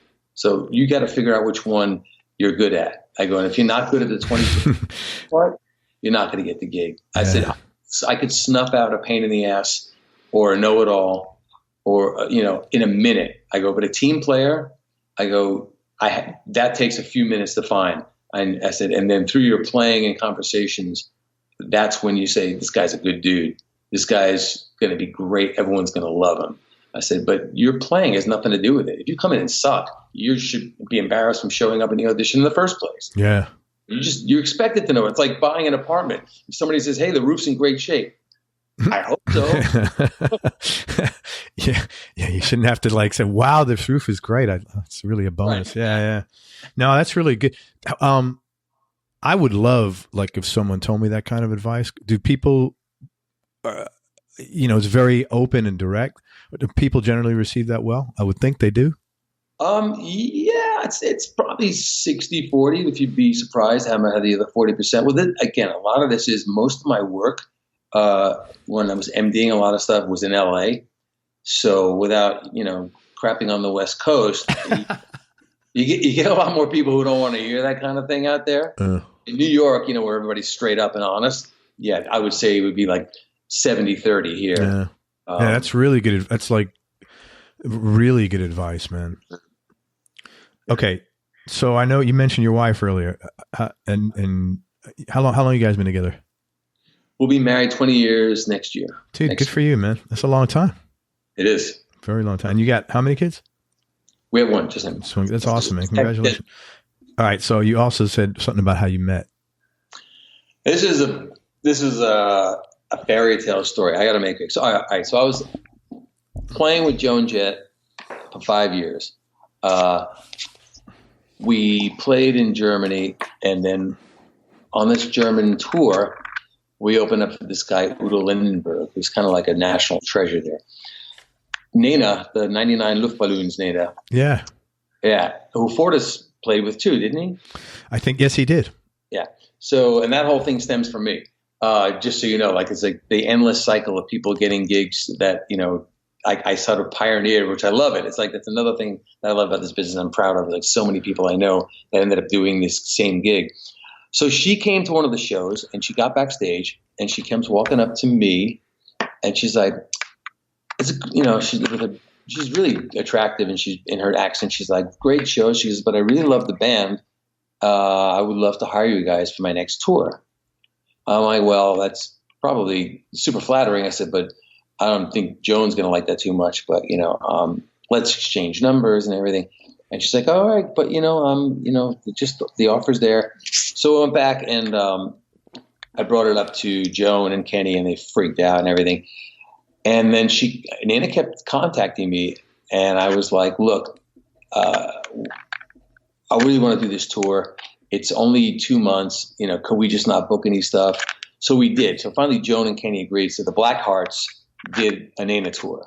So you backed up Nina. Yeah. So we were her. And then at the end of the tour, I kind of really I wouldn't say I fell for her, but I kind of fell in love with the person she was.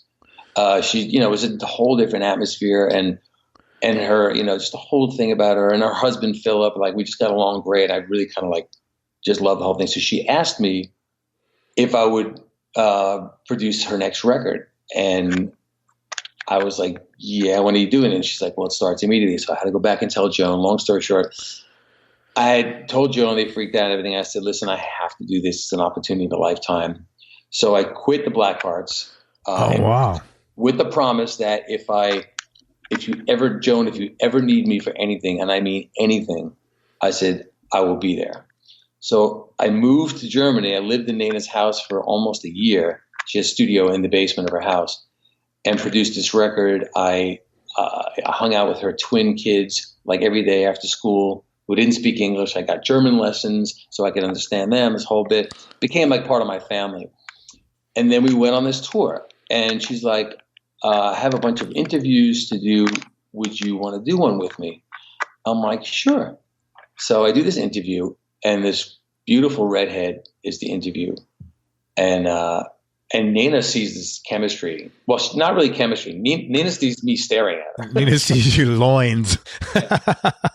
So anyway, we finished the interview. She's like, the girl from the newspaper, she liked you. I said, no. That was me liking her. She's like, no. But she said, she wanted to know more about, my guitar player. I'm like, don't mess with me. Anyway, we went back on tour.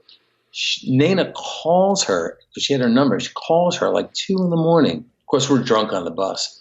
She calls her, and then Karen, my wife, answers the phone. She's living with her boyfriend at the time. And your wife was living in Germany at the time? Yeah, in Cologne. Okay. And she has to sneak off to another room, and she's like, she puts me on the phone with her, and we're talking, and I'm like, I'm so sorry. And she spoke English, but she had a heavy German accent at the time.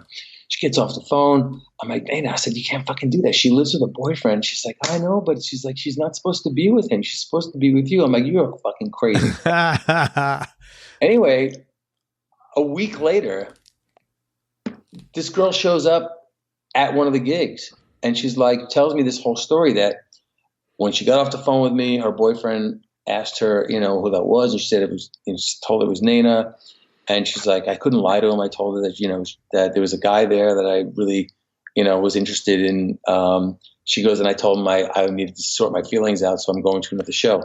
That's some German shit. Americans would never pull this. Yeah, I'd be like, get the fuck out. So she comes to the show, and in that weekend, we realized we're supposed to be together. And that's a cool story. She goes home and tells her boyfriend that, she said, I don't know why, but I want to be with this guy. But I'm like, how's this going to work? I live in America. And then I was back home doing a Joel and Turner record, and she called the studio. She got the number. I must have told her what it was. And she's like, do I need my scarf if I come there? I'm like, are you coming to New York? She's like, yeah. And she came to New York, and 2 weeks while she's in New York, I proposed to her.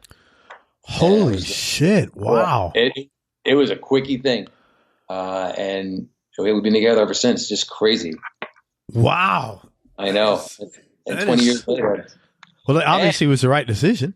Oh, yes. And, it was the right decision on many levels, because I ended up doing a lot more with Nana. And here's the part that you'll appreciate. Now, this is definitely your thing. In the middle of doing her record, I get a call from Kenny Laguna, Joan's manager.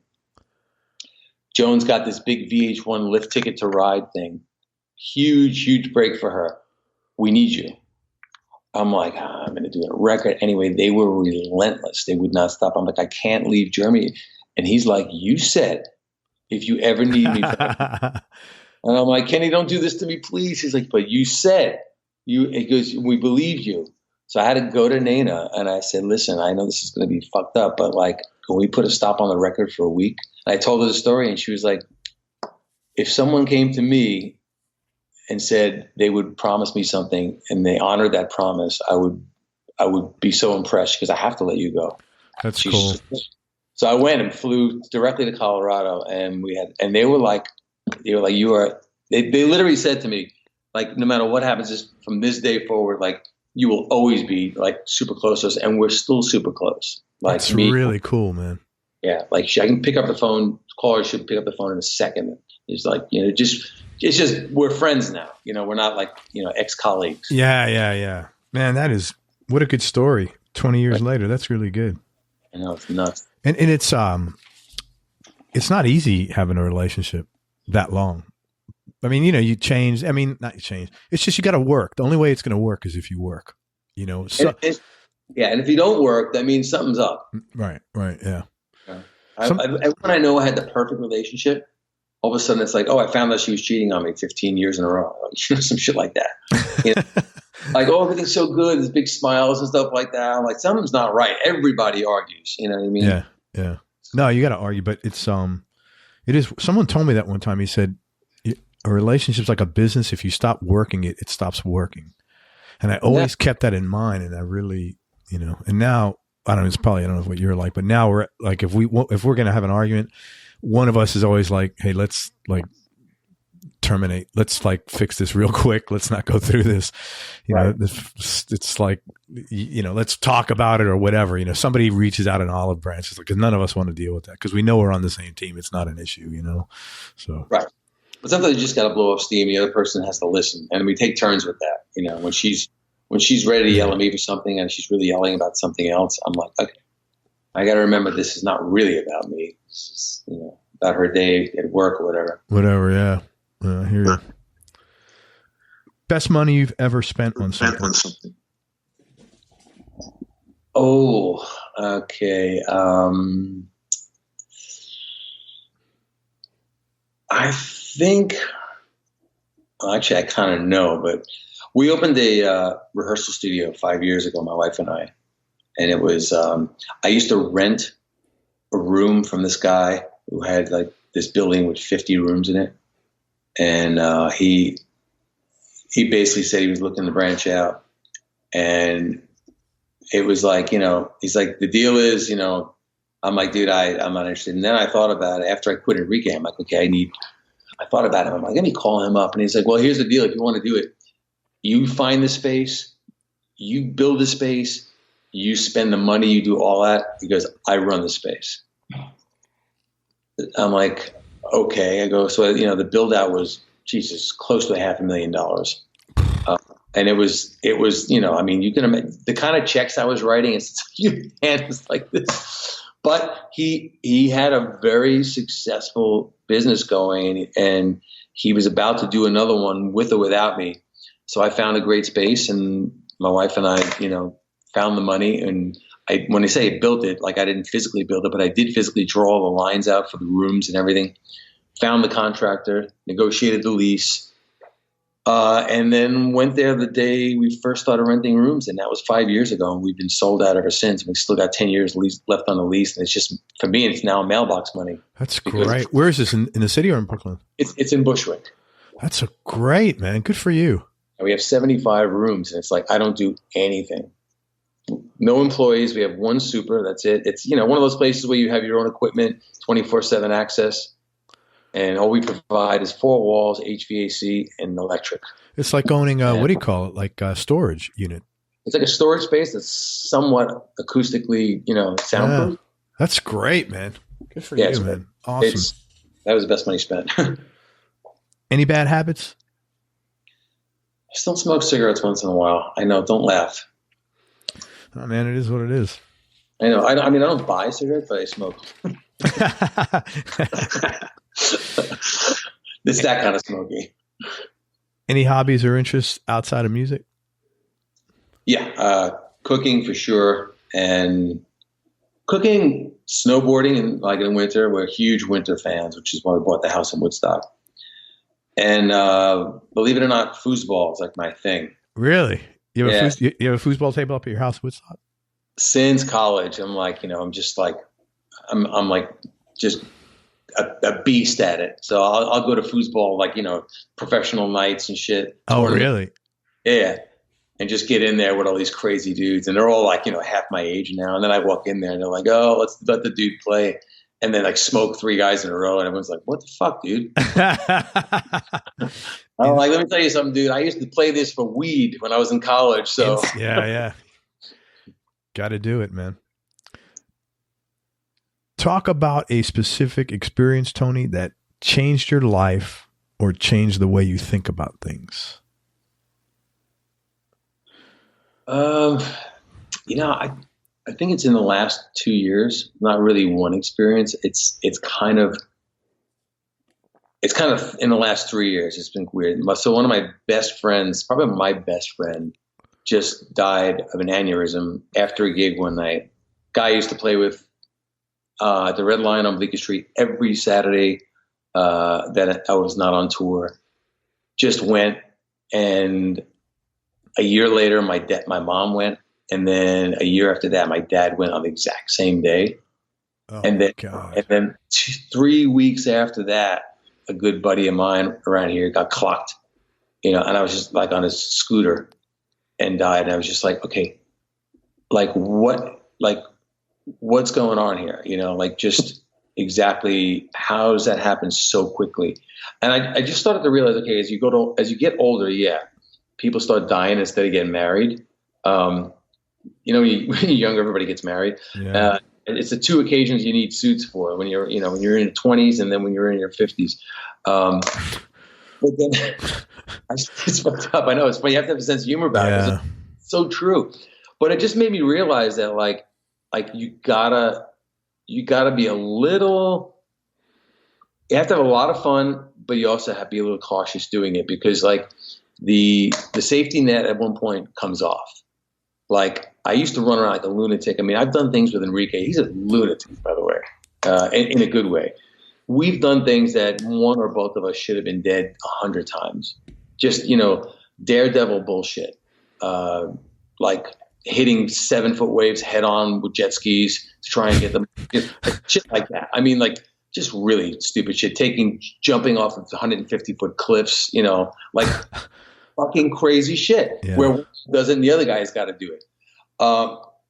And I had motorcycles and everything. Once this happened to my friend and my dad passed and everything, my mom passed, I was like, you know what, man? I should turn around and look at everything and say, God bless my luck for that not killing me. But now I got to start being serious, because it'd be my bad luck to take it, too much for granted and slip on the ice and smack my head. And so I'm like, I now start thinking about death like it's going to happen. You're just lucky it hasn't happened so far. So take it a little more easy. And it may have something to do with age, but it also has to do with just seeing it happen right in front of you with really close people. It's like, oh yeah, it doesn't just happen to everyone else. It happens to my best friend and my parents. Could easily happen to me. So let me just be a little smarter. Yeah. Man, I'm really sorry for all that loss, man. Oh no, thanks. Hey, look, it's going to happen to everyone. It's just when it happens in clumps like that. I mean, in a way, when it happens in clumps like that, it's a little easier. So you don't have to go through it every 3 years. But at the same time, you're just never ready for it. So, well, still, loss is loss, and it doesn't mean, I don't know that it comes at a certain time it's less painful, or it's still you still got to go through grief and all that stuff. So yeah. But you get a little numb when you have 4 in a row. Yeah. That's what I mean. It's something about it to be said about it. That it's a little desensitized, which is not fair, but at the same time, that's how your body prepares for it. It's like it just gets a little easier each time, as opposed to if it was really spread out, you'd just be like, oh, why is this again? So, wow, man, I'm sorry again. No, thank you. Toughest decision you've had to make? Well, you told me that was with Enrique. Yeah. 3 more questions, man, and I can't thank you enough for just being a cool dude and for all your time. I missed this. Huh?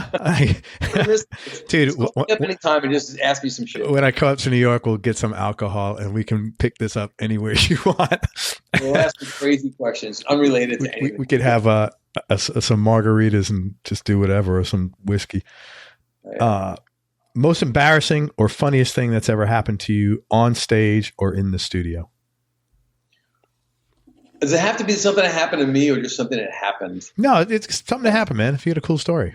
Okay, because you'll love this, because this is, I was almost going to tell this story before when we were talking about the LA, I was saying how LA people and, like they take that criticism well. Okay, so I'm auditioning guitarist, not for Rihanna, but for another new band that her management managed. And I didn't have any of their music yet because they were just doing their record. So I decided, well, let me just audition these people with some of Rihanna stuff. I have all the stems.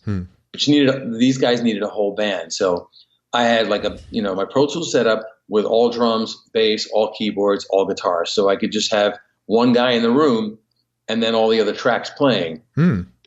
So I'm auditioning guitar players and this dude walks in. This is like, I swear to God, I wish I could set it up with like a set of Legos and stuff. I should do an animated version of this on Legos and put this on because it was funny. So it's just me in the room, the sound engineer, and there's just, a set of drums on a riser, a whole back line, but of course the only one playing is this guitar player. And I'd hit so many dudes that were just like all wrong and stuff. And this dude walks in, he looked exactly like this band needed because they were a little like rock / hip hop. I mean, in a way, they kind of reminded me of like a, 2000, I think it was probably 2011 version of Limp Bizkit would have been. And I'm like, fuck, this guy looks perfect. Please don't suck. Just. Please don't suck. So the first song he's playing, I don't know if you know that song "Shut Up and Drive" by Rihanna. No. It starts out. It's a pretty heavy rock song, and it starts out with guitar riff. It's the only thing playing in the beginning. And I said, "You ready?" He's like, "Yeah." So he's stands up on the drum riser, and I track, and there's a 4 count, and I gotta stand and do this. He's doing this while the guitar part that's supposed to be playing, he's doing this. Right? All right, so let me just tell the listeners, he's pumping his fist in the air while he's supposed to be playing guitar. Yeah, to the imaginary audience, which is me. And to the point I almost look behind me like somebody may have walked in the door. And I'm pointing to him, I'm like, no, dude, that's you playing right now. And he doesn't do it. When the drums kick in, he jumps off the drum riser and then starts playing. And like, he's kind of playing good rhythm, right? And he's holding it in there, but he's doing like this Angus Young movement, like running left and right around the stage, like as if and he's like, while he's doing it, he's pointing to front row people that don't exist. Like while he's supposed to be playing, like, I'm just like, I'm thinking to myself, if this guy wasn't a band, the front fucking singer right now would be like ready to kill him. But I'm too blown away by what I'm seeing. And then he goes a little too far to stage right. And he's like right in front of the sound engineer, and his cable pulls out of his pedal board. It takes him like a minute before, or maybe like 10 seconds before he realizes there's no sound coming out of his guitar because the amp on stage left. But then he realizes it, and this is something that happened that I will never forget for the rest of my life. To try and keep it cool, he runs and does a knee slide to try and go over there and slide right up to it and grab it and plug it in. Only his right knee hits the monitor, and he does a face plant into the ground. It was happening so fast, it looked like somebody spliced the movie. Oh just my! Fighting, and then he bang, and of course the guitar neck hits the floor. His guitar's completely out of tune, and he goes to plug his thing in. He picks the guitar up and hits it. It's just the worst sound he ever heard in his life. So I finally stop the thing, right, and I turn around, and the engineer is got his head down, and I could see actual tears coming out of his face. Laughing. So I'm expecting this dude to like get up and go, dude, I'm so sorry. Let me just tune up. You know what he says? What? He's like, yeah, man, roll the next one. Hey, man. And I look at him and I go like this. So what do I do? What would you do? I would just roll the next one, probably. I was like, you know what? We're going to get 3 songs of this. We're going to get 3. And he literally did not stop at 3 songs. And I was just like, oh my God. Oh, so he was just completely oblivious. Oh yeah. I'm like, I thought I've seen it all. But like the guy walked out of there, fist bumped me. Yeah, man, looking forward to hearing from you. And then I closed the door and the engineer. He's like, not why. Because forget about why. He goes, how did you keep that going? I was just like, dude, wow. Did you really want me to stop that? I'm like, that's the most fun we're going to have all day, right? Right there. So yeah, it was, oh my God. I was just like, holy shit, this is what I get paid for, huh? All right. So wow. It's kind of amazing though, that someone would be that oblivious to, I mean, the awareness would be that incredibly low, like to have just no fucking clue. You wouldn't, I mean, sorry, I'm here again, you know, left coast bashing, but you would never see that shit in New York. I mean, I'm sorry, like I live here my entire life, with the exception of 2 years I spent in LA. And I just know how musicians operate. They are mortified to even drop a couple of notes at an audition. Like, you just don't want to be that guy. Yeah. Like, no, you didn't get the gig. Fucking people in LA, they will show up and not even have listened to the music. No, you're kidding. I had so many dudes come in there where I didn't, like, literally say it as if I'm supposed to be, oh, that's cool. They're like, well, I really didn't get a chance to listen to it, but anyway, let's just roll it, you know, and I'll just jam. Jesus Christ, man. I'm like, and I would say to them, I'm like, nope, that's not going to happen. I said, sorry, thanks for coming. And they're like, well, you're not going to let me play? I'm like, no, I'm not going to let you jam. I said, yeah. Play if you knew the songs, but I don't have time to listen to somebody jam. Sorry, I got 30 people behind you. And then I'd be like, fucking shake my head, like, you got to be kidding me. That is really, like, I can't, I mean, I know you're telling me the truth. I almost have a hard time, like, believing that. Yes. Not that you're not, you know what I'm saying? How can that be? But I'll tell you what, if you really want to get a dose of that, there's a guy called Barry Squire out in LA. You should probably connect with him. He's got to have more stories. He's got to have 1,000 of these stories. Yeah. And I told him too, I said, dude, that kid you sent down. And he was just like, he goes, oh God, what did he do? I'm like, oh, so you sent him knowing he might've done some shit?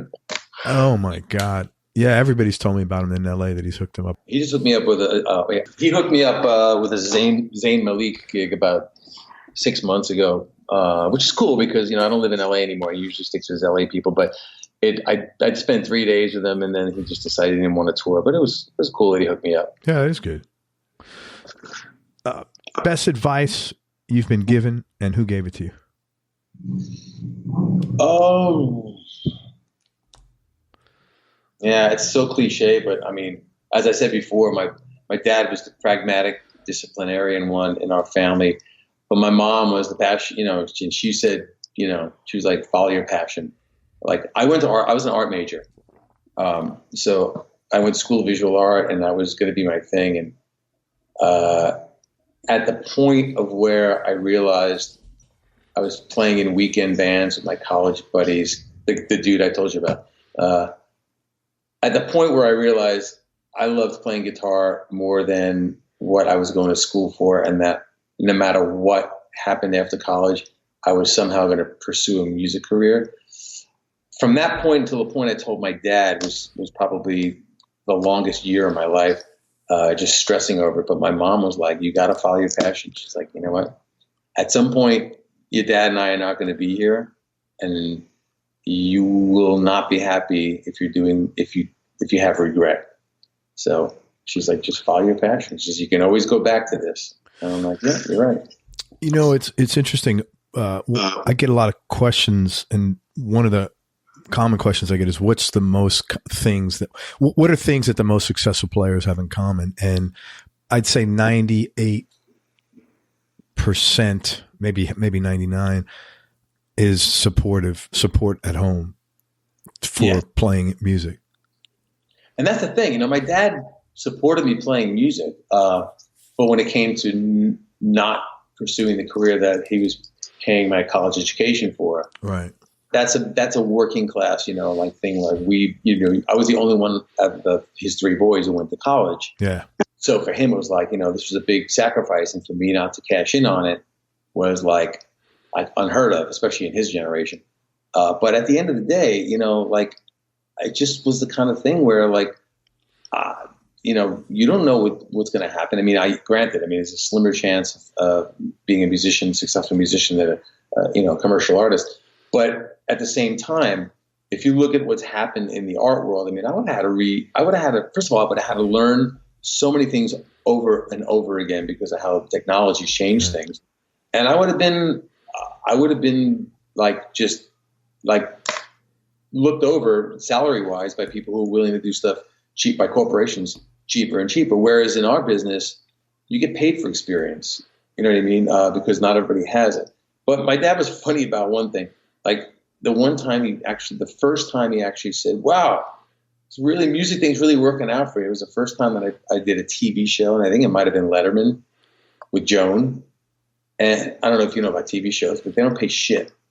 They don't. Yeah, I know that it's a kind of just you're in and out, Yeah, you make like $350. It's like a union thing.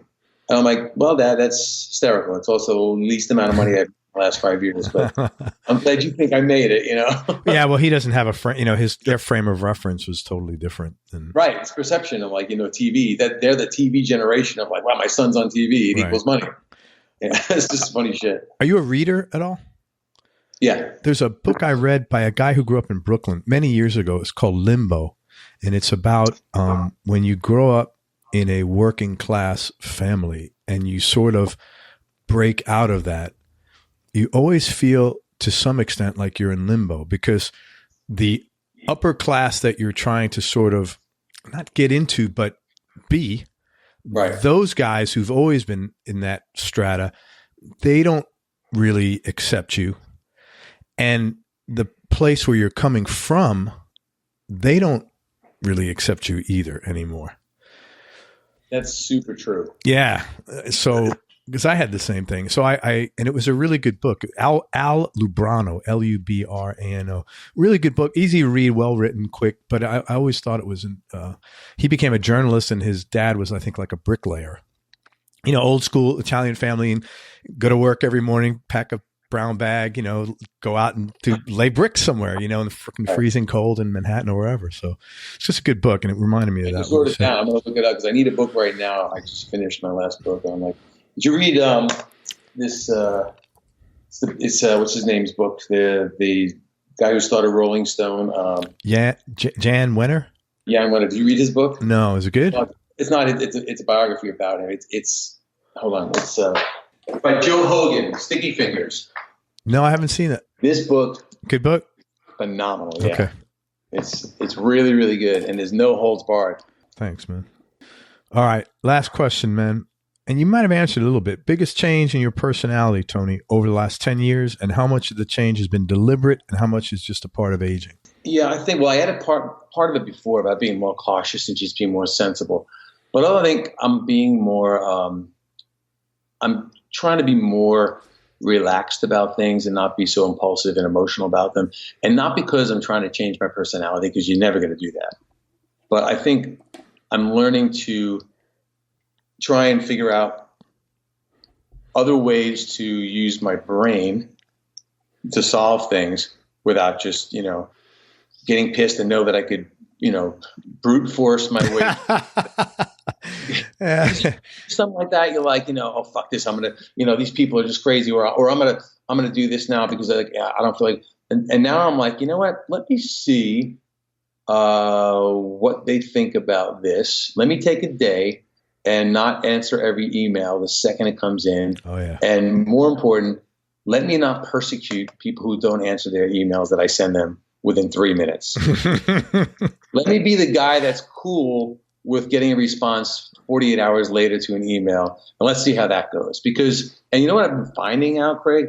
I've been finding out that I'm slowly becoming part of a group of other people of like mind. And we've actually been calling each other again. Like my phone's been ringing. Like it just started happening over like in the last few weeks because I've been doing this for like a year and a half. Just sort of like take the thing. Look, I swear to God. So like, I don't know about you, but like nobody calls anyone around here. And all of a sudden it's been like, I've been getting the people that I kind of ignored, like, and didn't say, hey dude, you see my email? Or like all of a sudden, like a phone rings. I'm like, who's this? And they're like, what do you mean, who's this? Didn't I come up on your caller ID? I'm like, yeah. I go, I just can't believe it. What are you calling me for? He's like, I don't know. I figured I'd give you a call. We haven't spoken on the phone in a while. And then it happened again and again.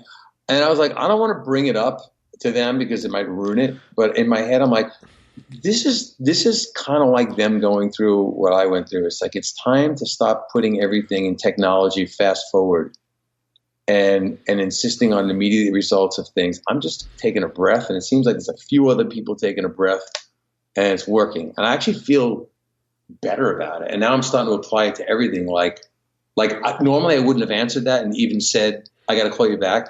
I would just put her a voicemail and send her a text saying, can't talk, call you 5, or everything okay? Yeah. Something's wrong.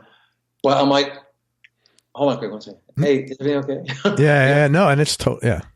So that seems to be that whole thing. It's like, and I guess, probably slowing down has to do with age, but I also think it's just being wiser. I think at a certain point you realize nothing's that important. And there's people out there having fun who don't live in fancy neighborhoods.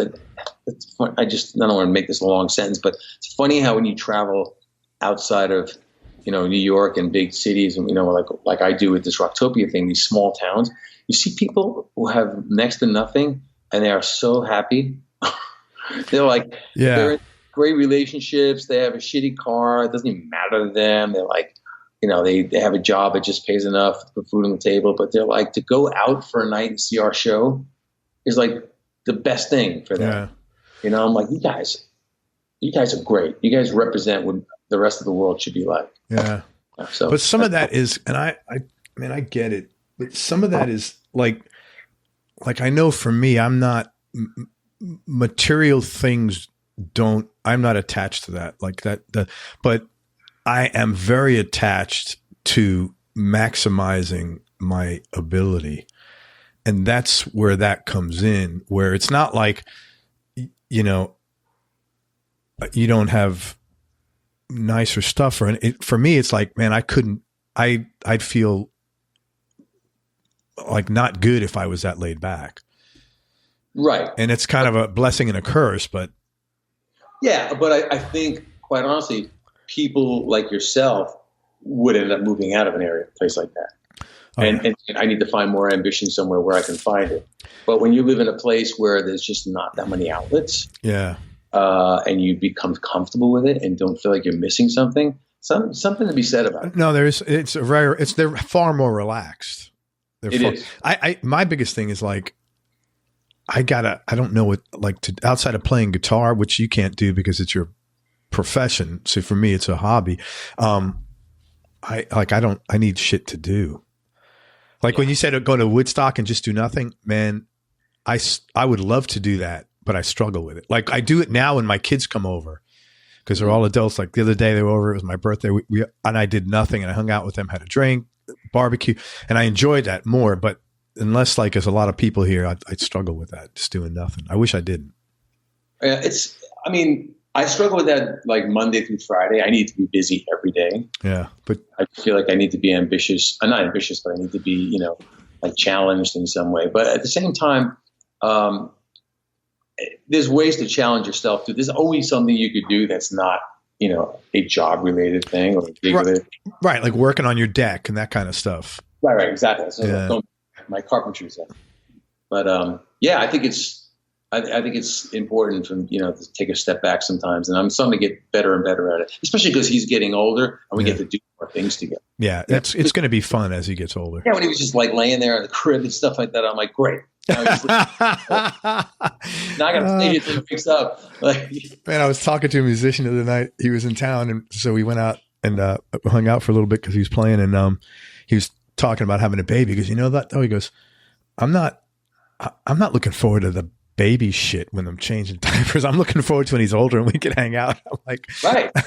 I get it, man. I get it. It's hard to, but some guys are like, oh, I love that. And, I did it out of responsibility, but I didn't, and I enjoyed it, but it wasn't like, I enjoy it now and they come over and we can hang out as adults much more.